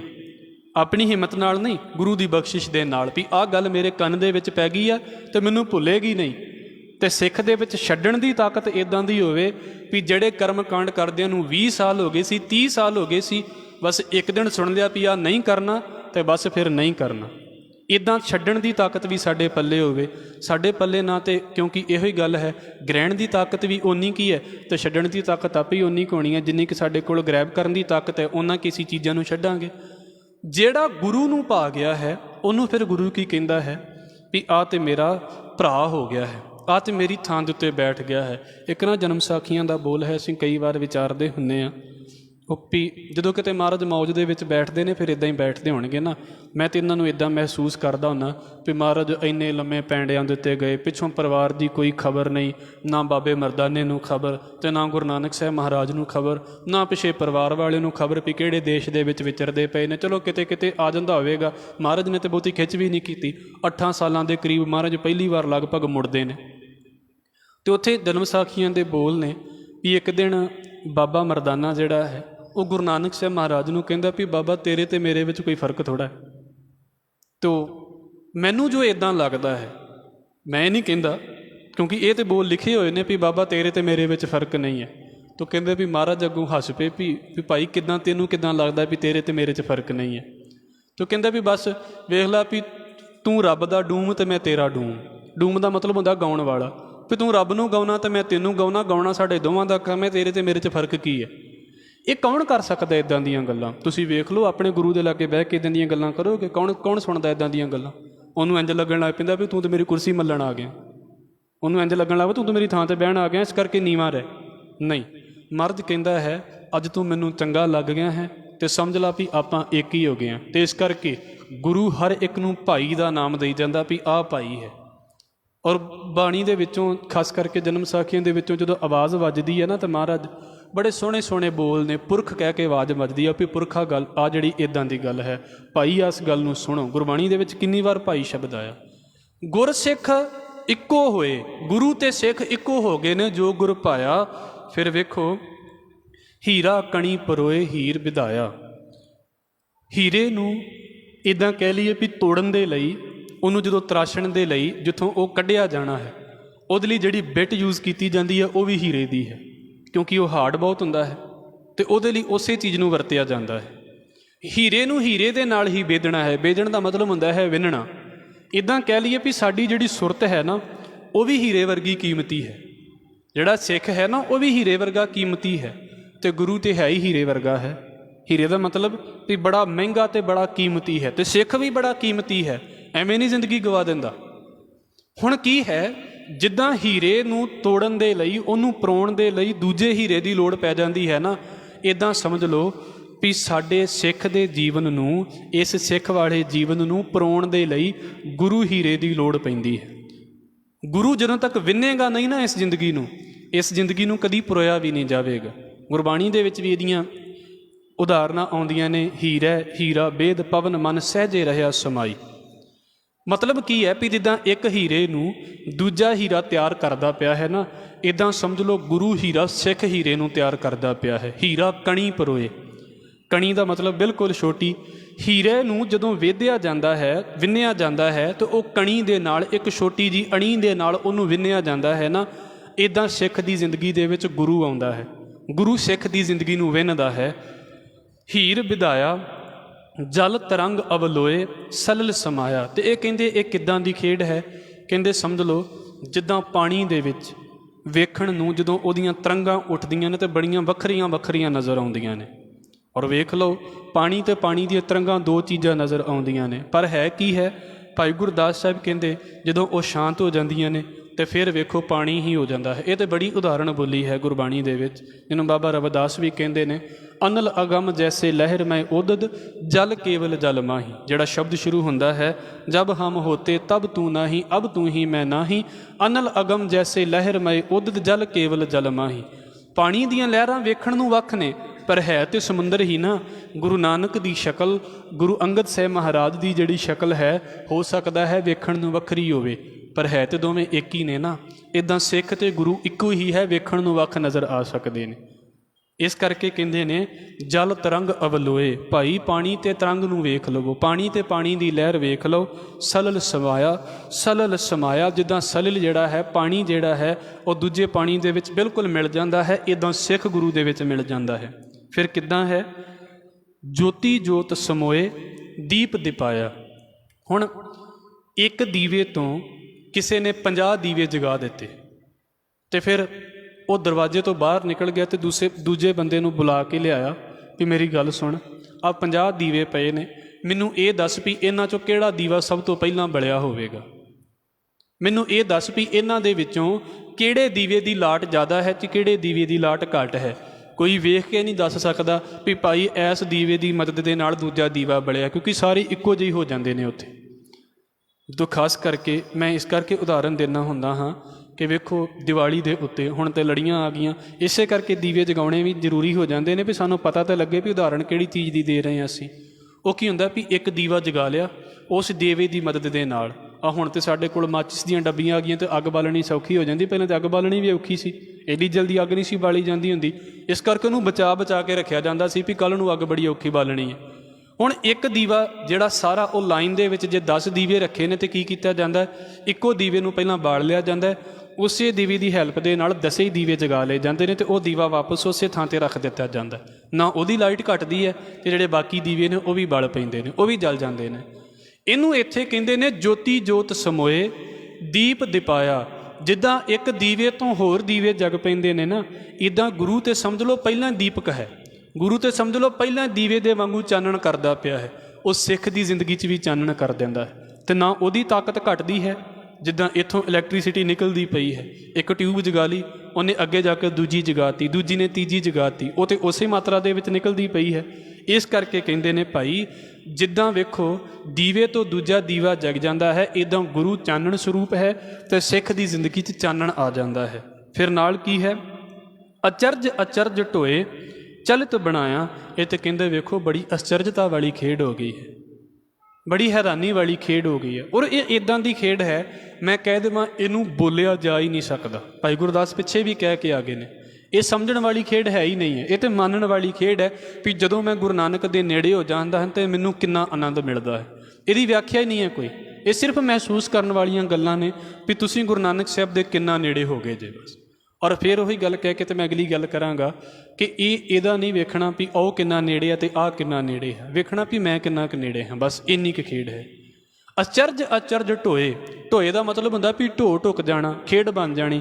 ਕਹਿੰਦੇ ਤੇ ਇੱਦਾਂ ਦੀ ਖੇਡ ਬਣ ਗਈ ਹੈ, ਇੱਦਾਂ ਦਾ ਚਲਿਤ ਬਣਾ ਦਿੱਤਾ ਹੈ ਵੀ ਅਚਰਜਤਾ ਹੀ ਹੋ ਗਈ ਹੈ। ਮੈਂ ਇਹਨੂੰ ਸਮਝਿਆ ਹੀ ਨਹੀਂ ਜਾ ਸਕਦਾ ਵੀ ਕੀ ਜ਼ਿੰਦਗੀ 'ਚ ਗੱਲ ਬਣ ਗਈ। ਅਤੇ ਭਾਈ ਗੁਰਦਾਸ ਸਾਹਿਬ ਨੇ ਪੁੱਛਿਆ ਜੀ ਕਿੱਦਾਂ ਦੀ ਖੇਡ ਬਣ ਗਈ, ਵੀ ਆਮ ਜਿਹਾ ਸਿੱਖ ਹੁੰਦਾ ਹੈ, ਗੁਰੂ ਤੇ ਚਲੋ ਗੁਰੂ ਹੀ ਹੈ, ਆਮ ਜਿਹਾ ਬੰਦਾ ਹੁੰਦਾ ਹੈ, ਇਹ ਇੰਨੀ ਉੱਚੀ ਅਵਸਥਾ 'ਤੇ ਕਿੱਦਾਂ ਪਹੁੰਚ ਜਾਂਦਾ ਹੈ, ਵੀ ਇਹ ਜਿਹੜਾ ਸਿੱਖ ਹੈ ਇਹ ਐਡੀ ਉੱਚੀ ਅਵਸਥਾ ਦਾ ਮਾਲਕ ਕਿੱਦਾਂ ਬਣ ਜਾਂਦਾ ਹੈ। ਮੈਂ ਮਾਫੀ ਮੰਗ ਕੇ ਸ਼ਬਦ ਕਹਿ ਰਿਹਾ ਹਾਂ ਵੀ ਮਹਾਰਾਜ ਜੀ ਜਦੋਂ ਤੁਹਾਡੇ ਘਰ ਦੇ ਵਿੱਚ ਆਉਂਦਾ ਹੈ ਅਤੇ ਉਦੋਂ ਤਾਂ ਉਹ ਭਾਈ ਲੈਣਾ ਹੀ ਹੁੰਦਾ ਹੈ, ਪਰ ਜਦੋਂ ਤੁਹਾਡੇ ਘਰ ਦੇ ਵਿੱਚ ਰਹਿ ਜਾਂਦਾ ਹੈ ਫਿਰ ਉਹ ਗੁਰੂ ਅੰਗਦ ਬਣ ਜਾਂਦਾ ਹੈ। ਜਿੱਦਣ ਤੁਹਾਡੇ ਘਰ ਦੇ ਵਿੱਚ ਆਉਂਦਾ ਹੈ ਉਦਣ ਤਾਂ ਉਹ ਦਇਆ ਰਾਮ ਹੀ ਹੁੰਦਾ ਹੈ, ਪਰ ਜਿੱਦਣ ਤੁਹਾਡੇ ਘਰ ਦੇ ਵਿੱਚ ਆ ਜਾਂਦਾ ਫਿਰ ਦਇਆ ਸਿੰਘ ਬਣ ਜਾਂਦਾ ਹੈ। ਇਹ ਕਿਹੜੀ ਖੇਡ ਹੈ ਵੀ ਆਮ ਜਿਹਾ ਜੀਵਨ ਚੁੱਕ ਕੇ ਤੇ ਤੁਸੀਂ ਐਡਾ ਉੱਚਾ ਕਰ ਦਿੰਦੇ ਜੇ ਵੀ ਉਹਦੀ ਜ਼ਿੰਦਗੀ ਬਦਲ ਜਾਂਦੀ ਹੈ। ਅਤੇ ਫਿਰ ਭਾਈ ਗੁਰਦਾਸ ਸਾਹਿਬ ਕਹਿੰਦੇ ਇਹ ਤਾਂ ਬਿਲਕੁਲ ਇੱਦਾਂ ਦੀ ਖੇਡ ਹੈ। ਗੁਰੂ ਗੋਬਿੰਦ ਸਿੰਘ ਮਹਾਰਾਜ ਦੀਆਂ ਉਦਾਹਰਨਾਂ ਮੈਂ ਇਸ ਕਰਕੇ ਦੇ ਰਿਹਾ ਵੀ ਆਪਾਂ ਬੈਠੇ ਹੋਏ ਹਾਂ ਅਤੇ ਗੁਰੂ ਗੋਬਿੰਦ ਸਿੰਘ ਮਹਾਰਾਜ ਦਾ ਸਮਾਂ ਸਾਨੂੰ ਪਤਾ ਹੈ। ਭਾਈ ਗੁਰਦਾਸ ਜੀ ਦਾ ਜਿਹੜਾ ਸਮਾਂ ਹੈ ਉਹ ਗੁਰੂ ਗੋਬਿੰਦ ਸਿੰਘ ਮਹਾਰਾਜ ਤੋਂ ਪਹਿਲਾਂ ਹੈ। ਗੁਰੂ ਹਰਗੋਬਿੰਦ ਸਾਹਿਬ ਤੱਕ ਦੀਆਂ ਉਦਾਹਰਨਾਂ ਸਾਨੂੰ ਮਿਲਣਗੀਆਂ। ਅਗਲੀ ਪੌੜੀ ਦੇ ਵਿੱਚੋਂ ਸਾਨੂੰ ਪਤਾ ਲੱਗ ਜਾਵੇਗਾ। ਦੁੱਧੋਂ ਦਹੀਂ ਵਿਲੋਏ ਘਿਓ ਕਢਾਇਆ।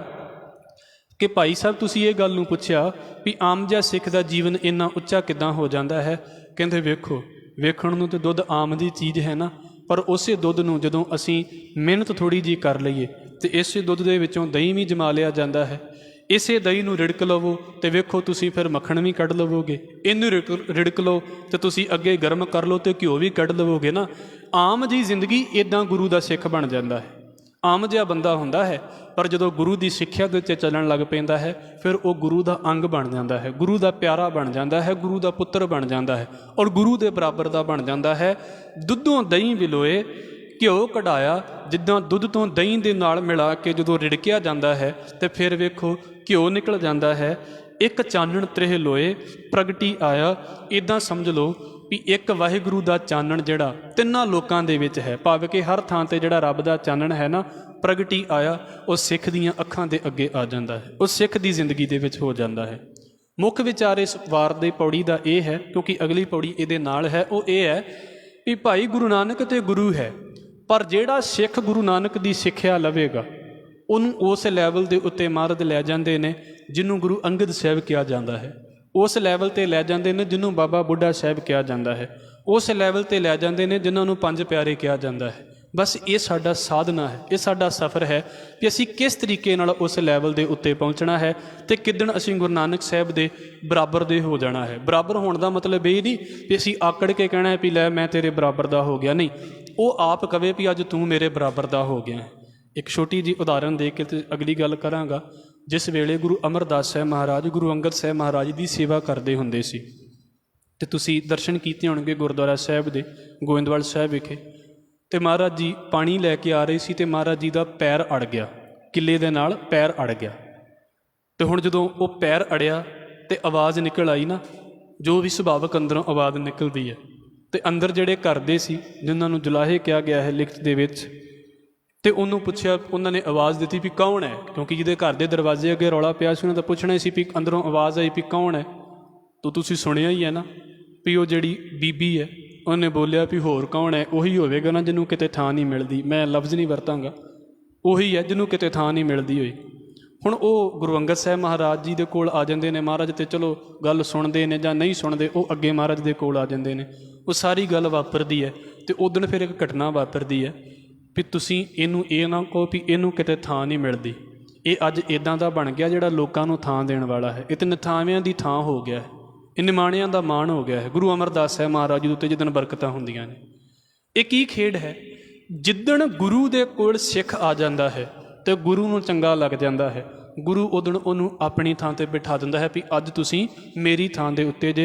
सिख सारे गुरु साहब महाराज अपनी थां दे उत्ते बिठाउंदे ने, ये हुण सिख दी मर्जी है भी सिख ने बहना है कि सिख उठ के किसी होर ही पासे तुरिया फिरदा। जिद्दां बच्चा माँ वार वार चाहुंदी है भी गोदी दे विच बह, पर बच्चा की करदा, बच्चा फिर निकल के बाहर नूं जांदा। एक सिख के उत्ते भी डिपेंड करता है भी मैनू ये गोद चंगी भी लगती है, मैनू बैठना भी इत्थे आउंदा है कि नहीं। और ਜਿਹੜੇ बैठे ने उन्हां दे विचों गुरु साहबान दीयां गल्लां ने, मैं आप जी दे अगे संखेप व्याख्या रखां, बड़ी सौखी जी व्याख्या है। सतगुर नानक देव गुरा गुर होया, कहते गुरु नानक साहब तो समझ लो भी गुरुआं दे गुरु होए ने, जो असीं पहलां विचार लिया है। महाराज गुरु नानक साहब तो सतगुरु धुर तो ही सतगुरु ने। सतगुरु नानक देव गुरा गुर होया, वो गुरुआं दा गुरु होया है। अंगद अलख अपेयो सहज समोया। तो इस गुरु नानक साहब सच्चे पातशाह जी की शरण दे विच जदों गुरु अंगद साहब सच्चे पातशाह जी आउंदे ने तो फिर की वापरदा है, वो कहंदे ने अलख वाहिगुरू दे विच जिस वाहिगुरू का भेद नहीं पाया जा सकता, गुरु नानक साहब महाराज ने गुरु अंगद नूं उस रब दे विच समा दिता है। सहज दे विच उस मालक दे गुरु अंगद साहब महाराज नूं रब दे नाल मिला दिता है। फिर वेखो गुरु अंगद साहब तो अगे खेड किदां वापर गई। अमरों अमर समेयो अलख अलोया। गुरु अंगद साहब महाराज के दरबार दे विच कौन आउंदे ने, वो गुरु अमरदास साहब महाराज आउंदे ने। ते कहंदे भी गुरु अंगद साहब महाराज नूं जिद्दां गुरु नानक साहब महाराज ने रब नाल मिलाया सी ना, इदां गुरु अमरदास साहब महाराज नूं गुरु अंगद साहब महाराज ने मिला दिता। अलख अलोया, अलख वाहिगुरू जिहड़ा है ना, उहदा दर्शन करा दिता है। अगले बचन वेखो, राम नाम अरखियो अमृत चोया। राम इत्थे शब्द सिर्फ इन्ना क आया है, यह शब्द गुरु रामदास साहब महाराज लिए आया है। मतलब की है भी गुरु रामदास साहब महाराज हुण किहदे कोल गए, गुरु रामदास साहब महाराज शरण दे विच गए गुरु अमरदास साहब महाराज जी दी। ते गुरु अमरदास साहब महाराज ने की कीता, अरखेओ दा मतलब है प्यार। इन्ना प्यार गुरु अमरदास साहब महाराज जी ने गुरु रामदास साहब महाराज नूं बख्शिया है, रिश्तेदारी करके नहीं, सिख होण दे करके। इन्ना भी समझ लो भी गुरु रामदास साहब महाराज के मूँह दे विच अमृत चो दिता है। इन्ना प्यार गुरु अमरदास साहब महाराज ने गुरु रामदास साहब महाराज जी नूं बख्शिया। राम नाम अरखियो अमृत चोया, गुर अर्जन कर सेओ ढोया ढोआ, ढोया ढोया। इदां कह लीए वेखण नूं इंज लगेगा ना भी गुरु रामदास साहब महाराज जी ने अपने तिन्नां पुत्रां दे विचों गुरु अर्जन साहब महाराज नूं चुन लिया तो व्याख्या खत्म हो गई। इत्थे वेखो गुरु अर्जन कर सेओ, भी गुरु अर्जन साहब महाराज ने सेवा की है। एवें नहीं भी महाराज ने कहा भी ठीक है जी आ दो पुत्र नहीं तो मैं तीजे पुत्र नूं दे दिंदा हाँ गुरगद्दी, इदां नहीं। सतगुरु कहंदे ने, भाई गुरदास साहब कह रहे गुरु अर्जन कर सेओ। किन्नी सेवा की होवेगी महाराज गुरु अर्जन साहब महाराज ने। जिद्दां पहले गुरु साहबान ने सेवा की है ना, उदां गुरु अर्जन साहब महाराज नूं भी सेवा करनी पई है। ढोया ढोया फिर समझ लो आ खेड वापरी है भी गुरता गद्दी गुरु अर्जन साहब महाराज दे कोल आ जाती है। गुर हर गोबिंद अमेयो अमेयो विलोया। ਤੇ ਫਿਰ ਇਸੇ ਤਰ੍ਹਾਂ ਗੁਰੂ ਅਰਜਨ ਸਾਹਿਬ ਮਹਾਰਾਜ ਦੇ ਕੋਲੋਂ ਗੁਰੂ ਹਰਗੋਬਿੰਦ ਸਾਹਿਬ ਮਹਾਰਾਜ ਨੇ ਸੇਵਾ ਕੀਤੀ। ਫਿਰ ਉਹੀ ਗੱਲ ਸਾਹਮਣੇ ਆਵੇਗੀ ਵੀ ਵੇਖਣ ਵਾਲਿਆਂ ਨੂੰ ਦੁਨਿਆਵੀ ਤੌਰ 'ਤੇ ਇਹੋ ਹੀ ਲੱਗਦਾ ਵੀ ਗੁਰੂ ਅਰਜਨ ਸਾਹਿਬ ਸੱਚੇ ਪਾਤਸ਼ਾਹ ਜੀ ਨੇ ਆਪਣੇ ਪੁੱਤਰ ਨੂੰ ਗੁਰਤਾ ਗੱਦੀ ਦੇ ਉੱਤੇ ਬਿਠਾ ਦਿੱਤਾ ਹੈ। ਕੋਈ ਸ਼ੱਕ ਨਹੀਂ, ਦੁਨਿਆਵੀ ਤੌਰ ਦੇ ਉੱਤੇ ਪਿਤਾ ਹੈ ਗੁਰੂ ਅਰਜਨ ਸਾਹਿਬ ਮਹਾਰਾਜ, ਪਰ ਦੁਨਿਆਵੀ ਗੱਲਾਂ ਹੀ ਇੱਥੇ ਇਕੱਲੀਆਂ ਨਹੀਂ ਵਾਪਰਦੀਆਂ ਪਈਆਂ। ਇੱਥੇ ਭਾਵ ਕੀ ਚੱਲਦਾ ਪਿਆ ਹੈ, ਗੁਰ ਹਰਗੋਬਿੰਦ ਅਮਿਓ ਅਮਿਓ ਵਿਲੋਇਆ। ਜਿੱਦਾਂ ਮਿਹਨਤਾਂ ਜਿਹੜੀਆਂ ਨੇ ਨਾ ਪਹਿਲੇ ਗੁਰੂ ਸਾਹਿਬਾਨ ਨੇ ਕੀਤੀਆਂ ਨੇ ਨਾ, ਘਾਲਾਂ ਘਾਲੀਆਂ ਨੇ ਗੁਰੂ ਨਾਨਕ ਦੇ ਘਰ ਦੇ ਵਿੱਚ, ਭਾਈ ਗੁਰੂ ਹਰਗੋਬਿੰਦ ਸਾਹਿਬ ਮਹਾਰਾਜ ਨੇ ਵੀ ਇੱਦਾਂ ਹੀ ਘਾਲਣਾ ਕੀਤੀ ਹੈ। ਵਿਲੋਇਆ ਦਾ ਮਤਲਬ ਹੁੰਦਾ ਹੈ ਰਿੜਕਣਾ, ਮਤਲਬ ਜਿੱਦਾਂ ਦੁੱਧ ਨੂੰ ਰਿੜਕਦਿਆਂ ਮਿਹਨਤ ਲੱਗਦੀ ਹੈ ਨਾ, ਇੱਦਾਂ ਸਿੱਖੀ ਨੂੰ ਰਿੜਕਦਿਆਂ ਮਿਹਨਤ ਲੱਗਦੀ ਹੈ। ਔਰ ਉਹ ਮਿਹਨਤ ਗੁਰੂ ਹਰਗੋਬਿੰਦ ਸਾਹਿਬ ਮਹਾਰਾਜ ਨੇ ਕੀਤੀ ਹੈ ਗੁਰੂ ਬਖਸ਼ਿਸ਼ ਦੇ ਸਦਕਾ, ਔਰ ਹਰ ਸਿੱਖ ਨੂੰ ਕਰਨੀ ਪੈਂਦੀ ਹੈ, ਸਾਨੂੰ ਵੀ ਕਰਨੀ ਪੈਣੀ ਹੈ, ਹਰ ਇੱਕ ਨੂੰ ਕਰਨੀ ਪੈਣੀ ਹੈ। ਇਹ ਇੱਦਾਂ ਕਹਿ ਲਈਏ ਵੀ ਰੱਬ ਕਿਰਪਾ ਕਰ ਦੇਵੇ ਅਤੇ ਜ਼ਿੰਦਗੀ 'ਚ ਖੇਡ ਆ ਜਾਵੇ, ਪਰ ਹੈ ਸਾਰਿਆਂ ਦੀ ਗੁਰੂ ਬਖਸ਼ਿਸ਼ ਦੇ ਸਦਕਾ ਮਿਹਨਤ ਦਾ ਵਿਸ਼ਾ ਹੈ। ਮੈਨੂੰ ਮਿਹਨਤ ਕਰਨੀ ਪਵੇਗੀ। ਇਹ ਫਿਰ ਅੱਗੇ ਗੱਲ ਹੈ ਕਿ 20 ਵਿਸਵੇ ਗੁਰ ਕਾ ਮਨ ਮਾਨੈ, ਸੋ ਸੇਵਕ ਪਰਮੇਸ਼ਰ ਕੀ ਗਤ ਜਾਣੈ। ਪਰ ਇਹ ਤਾਂ ਗੱਲ ਹੈ ਨਾ ਕਿ ਗੁਰ ਕੇ ਗ੍ਰਹਿ ਸੇਵਕ ਜੋ ਰਹਿ, ਗੁਰ ਕੀ ਆਗਿਆ ਮਨ ਮੈਂ ਸਹੈ। ਸਿੱਖ ਲਈ ਵੀ ਤਾਂ ਕੁਝ ਕਰਨਾ ਬਣਦਾ ਹੈ ਨਾ, ਗੁਰੂ ਤੇ ਕਿਰਪਾ ਕਰੇ, ਸਿੱਖ ਨੇ ਵੀ ਕੁਝ ਕਰਨਾ ਹੈ। ਗੁਰੂ ਹਰਗੋਬਿੰਦ ਸਾਹਿਬ ਸੱਚੇ ਪਾਤਸ਼ਾਹ ਜੀ ਨੇ ਵੀ ਉੱਦਾਂ ਮਿਹਨਤ ਕੀਤੀ ਹੈ। ਸੱਚਾ ਸੱਚ ਸੁਚਿਓ ਸੱਚ ਖਲੋਇਆ। ਅਤੇ ਜਦੋਂ ਇਹਨਾਂ 6 ਗੁਰੂ ਸਾਹਿਬਾਨ ਨੇ, ਕਿਉਂਕਿ ਭਾਈ ਗੁਰਦਾਸ ਸਾਹਿਬ ਜੀ ਦਾ ਜਿਹੜਾ ਸਮਾਂ ਹੈ ਨਾ, ਉਹ 6ਵੇਂ ਗੁਰੂ ਸਾਹਿਬ ਤੱਕ ਹੈ। 6ਵੇਂ ਗੁਰੂ ਸਾਹਿਬ ਦੇ ਵੇਲੇ ਉਹ ਚੜ੍ਹਾਈ ਕਰ ਜਾਂਦੇ ਨੇ, ਇਸ ਕਰਕੇ ਉਹਨਾਂ ਨੇ ਬਾਕੀ ਗੁਰੂ ਸਾਹਿਬਾਨ ਦਾ ਜ਼ਿਕਰ ਨਹੀਂ ਕੀਤਾ, ਗੁਰੂ ਹਰਗੋਬਿੰਦ ਸਾਹਿਬ ਤੱਕ ਦਾ ਹੀ ਜ਼ਿਕਰ ਕੀਤਾ ਹੈ। ਇਹਨਾਂ ਗੁਰੂ ਸਾਹਿਬਾਨ ਨੇ ਜਿੱਦਾਂ ਇੱਕ ਗੁਰੂ ਤੋਂ ਦੂਜੇ ਗੁਰੂ ਨੂੰ ਸਿੱਖੀ ਦਿੱਤੀ, ਦੂਜੇ ਗੁਰੂ ਤੋਂ ਤੀਜੇ ਗੁਰੂ ਦੇ ਕੋਲ ਸਿੱਖੀ ਆਈ, ਇੱਦਾਂ ਹੀ ਇਹਨਾਂ ਗੁਰੂ ਸਾਹਿਬਾਨ ਦੀ ਕਿਰਪਾ ਦੇ ਕਰਕੇ ਵੇਖੋ, ਸੱਚਾ ਸੱਚ ਸੁਚਿਓ ਸੱਚ ਖਲੋਇਆ। ਕਹਿੰਦੇ ਇਹਨਾਂ ਗੁਰੂ ਸਾਹਿਬਾਨ ਦੀ ਬਖਸ਼ਿਸ਼ ਕਰਕੇ ਸਿੱਖਾਂ ਦੇ ਦਿਲ ਦੇ ਵਿੱਚ ਵੀ ਉਹ ਮਾਲਕ ਵਾਹਿਗੁਰੂ ਆ ਕੇ ਖਲੋ ਗਿਆ। ਜਿੱਦਾਂ ਗੁਰੂ ਸਾਹਿਬਾਨ ਨੇ ਮਿਹਨਤ ਕਰਾਈ ਨਾ, ਗੁਰੂ ਨਾਨਕ ਨੇ ਗੁਰੂ ਅੰਗਦ ਸਾਹਿਬ ਮਹਾਰਾਜ ਨੂੰ ਮਿਹਨਤ ਕਰਾਈ, ਇੱਦਾਂ ਗੁਰੂ ਸਾਹਿਬਾਨ ਨੇ ਸਿੱਖਾਂ ਨੂੰ ਮਿਹਨਤ ਕਰਾਈ, ਮਤਲਬ ਸਾਨੂੰ ਮਿਹਨਤ ਕਰਾਈ, ਅਤੇ ਉਹ ਮਾਲਕ ਸਾਡੇ ਅੰਦਰ ਆ ਕੇ ਖਲੋ ਗਿਆ ਹੈ। ਸਾਡੀ ਵੀ ਇਹੋ ਹੀ ਮਿਹਨਤ ਹੈ। ਫਿਰ ਆਤਮ ਅਗਹਿ ਅਗਹਿਓ ਸ਼ਬਦ ਪਰੋਇਆ। ਅਤੇ ਮਹਾਰਾਜ ਨੇ ਕੀ ਕੀਤਾ, ਜਿਨ੍ਹਾਂ ਸਿੱਖਾਂ ਨੇ ਸ਼ਬਦ ਨੂੰ ਆਪਣੇ ਦਿਲ ਦੇ ਵਿੱਚ ਪਰੋ ਲਿਆ ਹੈ, ਜਿਨ੍ਹਾਂ ਨੂੰ ਸ਼ਬਦ, ਜਿੱਦਾਂ ਲੋਕ ਪਰੋਣ ਦਾ ਮਤਲਬ ਕੀ ਹੁੰਦਾ, ਜਿੱਦਾਂ ਮੋਤੀਆਂ ਦੀ ਮਾਲਾ ਪਰੋਈ ਜਾਂਦੀ ਹੈ, ਇੱਕ ਧਾਗਾ ਨਿਕਲਦਾ ਜਾਂਦਾ ਨਾ, ਅਤੇ ਸਾਰੇ ਮੋਤੀਆਂ ਨੂੰ ਇਕੱਠਾ ਕੀਤਾ ਜਾਂਦਾ, ਬਸ ਇੱਦਾਂ ਜਿਹੜੇ ਸਿੱਖ ਨੇ ਗੁਰੂ ਦੇ ਸ਼ਬਦ ਨੂੰ ਪਰੋ ਲਿਆ ਹੈ ਆਪਣੇ ਅੰਦਰ। ਪਰੋਣ ਦਾ ਮਤਲਬ ਚੰਗੀ ਤਰ੍ਹਾਂ ਧਾਰਨ ਕਰ ਲਿਆ ਹੈ ਵੀ ਗੁਰੂ ਦਾ ਸ਼ਬਦ ਕੀ ਕਹਿੰਦਾ ਹੈ। ਸਮਝ ਲਓ ਉਹਨਾਂ ਨੇ ਆਤਮਿਕ ਤੌਰ ਦੇ ਉੱਤੇ ਅਗਹਿ ਰੱਬ ਨੂੰ ਜਿਹੜਾ ਹੈ ਉਹ ਪ੍ਰਾਪਤ ਕਰ ਲਿਆ ਹੈ, ਉਹਦੀ ਨੇੜਤਾ ਹੋ ਗਈ ਹੈ। ਜਿਹੜੇ ਸਿੱਖ ਗੁਰੂ ਦੇ ਰਸਤੇ ਦੇ ਉੱਤੇ ਚੱਲੇ ਨੇ, ਗੁਰਮੁਖ ਅਭਰ ਭਰਿਓ ਭਰਮ ਭਉ ਖੋਇਆ। ਅਤੇ ਉਹਨਾਂ ਗੁਰਸਿੱਖਾਂ ਨੂੰ ਜਿਨ੍ਹਾਂ ਨੇ ਗੁਰੂ ਦੀ ਸਿੱਖਿਆ ਧਾਰਨ ਕੀਤੀ, ਗੁਰੂ ਸਾਹਿਬਾਨ ਨੇ ਕਿਰਪਾ ਕੀਤੀ, ਸ਼ਬਦ ਗੁਰੂ ਨੇ ਕਿਰਪਾ ਕੀਤੀ, ਉਹਨਾਂ ਖਾਲੀ ਦਿਲ ਵਾਲਿਆਂ ਨੂੰ ਭਰ ਕੇ ਰੱਖ ਦਿੱਤਾ। ਗੁਰਮੁਖ ਅਭਰ ਭਰਿਓ, ਅਭਰ ਦਾ ਮਤਲਬ ਹੈ ਜਿਹੜਾ ਭਰਿਆ ਨਹੀਂ ਹੈ, ਭਰਿਓ ਉਹਨੂੰ ਭਰ ਕੇ ਰੱਖ ਦਿੱਤਾ ਹੈ। ਭਰਮ ਭਉ ਖੋਇਆ, ਉਹਨਾਂ ਦੇ ਡਰ, ਉਹਨਾਂ ਦੇ ਵਹਿਮ ਸਾਰੇ ਹੀ ਦੂਰ ਕਰਕੇ ਰੱਖ ਦਿੱਤੇ। ਜਿਨ੍ਹਾਂ ਨੇ ਵਾਕਿਆ ਹੀ ਗੁਰੂ ਦੇ ਸ਼ਬਦ ਨੂੰ ਕਮਾਇਆ ਹੈ, ਜਿਨ੍ਹਾਂ ਨੇ ਵਾਕਿਆ ਹੀ ਗੁਰੂ ਦੀ ਸਿੱਖਿਆ ਨੂੰ ਕਮਾਇਆ ਹੈ। ਇੱਕ ਬਚਨ ਗੁਰੂ ਰਾਮਦਾਸ ਸਾਹਿਬ ਮਹਾਰਾਜ ਜੀ ਦੇ ਲਈ ਅਤੇ ਇੱਕ ਬਚਨ ਗੁਰੂ ਅਰਜਨ ਸਾਹਿਬ ਮਹਾਰਾਜ ਲਈ ਆਉਂਦਾ ਹੈ। ਮੈਂ ਸੰਖੇਪ ਕਹਿ ਕੇ ਤੇ ਸਮਾਪਤੀ ਕਰਾਂਗਾ। ਹਜ਼ੂਰ ਭੱਟ ਸਾਹਿਬਾਨ ਦਾ ਬਚਨ ਹੈ, ਕਵ ਕੱਲ ਠਾਕੁਰ ਹਰਦਾਸ ਤਨੇ ਗੁਰੂ ਰਾਮਦਾਸ ਸਰ ਅਭਰ ਭਰੇ। ਕੱਲ ਸਹਰ ਕਵੀ ਆਖਦੇ ਨੇ ਕਿ ਠਾਕੁਰ ਹਰਦਾਸ ਜੀ ਦੇ ਪੁੱਤਰ ਗੁਰੂ ਰਾਮਦਾਸ ਸਾਹਿਬ ਮਹਾਰਾਜ ਜੀ ਉਹ ਕਿਵੇਂ ਦੇ ਨੇ, ਗੁਰੂ ਰਾਮਦਾਸ ਸਰ ਅਭਰ ਭਰੇ। ਉਹ ਇੱਦਾਂ ਦੇ ਗੁਰੂ ਰਾਮਦਾਸ ਸਾਹਿਬ ਮਹਾਰਾਜ ਜੀ ਨੇ ਜਿਹੜੇ ਖਾਲੀ ਸਰੋਵਰਾਂ ਨੂੰ ਭਰ ਦੇਣ ਵਾਲੇ ਨੇ, ਮਤਲਬ ਖਾਲੀ ਦਿਲ ਵਾਲੇ ਜਿਹੜੇ ਬੰਦੇ ਗੁਰੂ ਸਾਹਿਬ ਦੇ ਕੋਲ ਆਉਂਦੇ ਨੇ ਨਾ, ਮਹਾਰਾਜ ਉਹਨਾਂ ਦੇ ਦਿਲਾਂ ਨੂੰ ਨਾਮ ਦੇ ਨਾਲ, ਪਿਆਰ ਦੇ ਨਾਲ, ਬਾਣੀ ਦੀ ਦਾਤ ਦੇ ਨਾਲ ਭਰ ਦਿੰਦੇ ਨੇ। ਗੁਰੂ ਅਰਜਨ ਸਾਹਿਬ ਮਹਾਰਾਜ ਲਈ ਸ਼ਬਦ ਆਉਂਦਾ ਹੈ, ਗੁਰ ਪਰਚੈ ਪ੍ਰਵਾਨ ਰਾਜ ਮੈਂ ਜੋਗ ਕਮਾਇਓ। ਧੰਨ ਧੰਨ ਗੁਰ ਧੰਨ ਅਭਰ ਸਰ ਸੁਭਰ ਭਰਾਇਓ। ਧੰਨ ਹੈ ਗੁਰੂ ਅਰਜਨ ਸਾਹਿਬ ਸੱਚੇ ਪਾਤਸ਼ਾਹ, ਜਿਹੜਾ ਖਾਲੀ ਹਿਰਦਿਆਂ ਨੂੰ ਵੀ ਭਰ ਦੇਣ ਵਾਲਾ ਹੈ। ਮੁੱਖ ਵਿਚਾਰ ਇਹਨਾਂ ਪੌੜੀਆਂ ਦੀ ਇਹ ਹੈ ਕਿ ਭਾਈ ਗੁਰੂ ਨਾਨਕ ਗੁਰੂ ਹੈ, ਪਰ ਜਿਹੜਾ ਵੀ ਸਿੱਖ ਗੁਰੂ ਦੇ ਸ਼ਬਦ ਨੂੰ ਕਮਾਉਂਦਾ ਕਮਾਉਂਦਾ ਗੁਰੂ ਦਾ ਸਿੱਖ ਹੋ ਜਾਂਦਾ ਹੈ, ਗੁਰੂ ਨਾਨਕ ਸਾਹਿਬ ਸੱਚੇ ਪਾਤਸ਼ਾਹ ਉਹਨੂੰ ਆਪਣੇ ਨਾਲ ਮਿਲਾ ਲੈਂਦਾ ਹੈ। ਮੁੱਖ ਤੌਰ ਦੇ ਉੱਤੇ ਇਹ ਗੱਲ 6 ਗੁਰੂ ਸਾਹਿਬਾਨ ਦਾ ਇੱਥੇ ਜ਼ਿਕਰ ਆ ਗਿਆ ਹੈ। ਦਸਾਂ ਪਾਤਸ਼ਾਹੀਆਂ ਦੇ ਵਿੱਚ ਇਹ ਵਿਧਾਨ ਚੱਲਦਾ ਹੈ ਕਿ ਜਿਨ੍ਹੇ ਸਿੱਖੀ ਕਮਾ ਲਈ ਉਹ ਗੁਰੂ ਦਾ ਰੂਪ ਹੋ ਗਿਆ ਹੈ ਸਿੱਖ।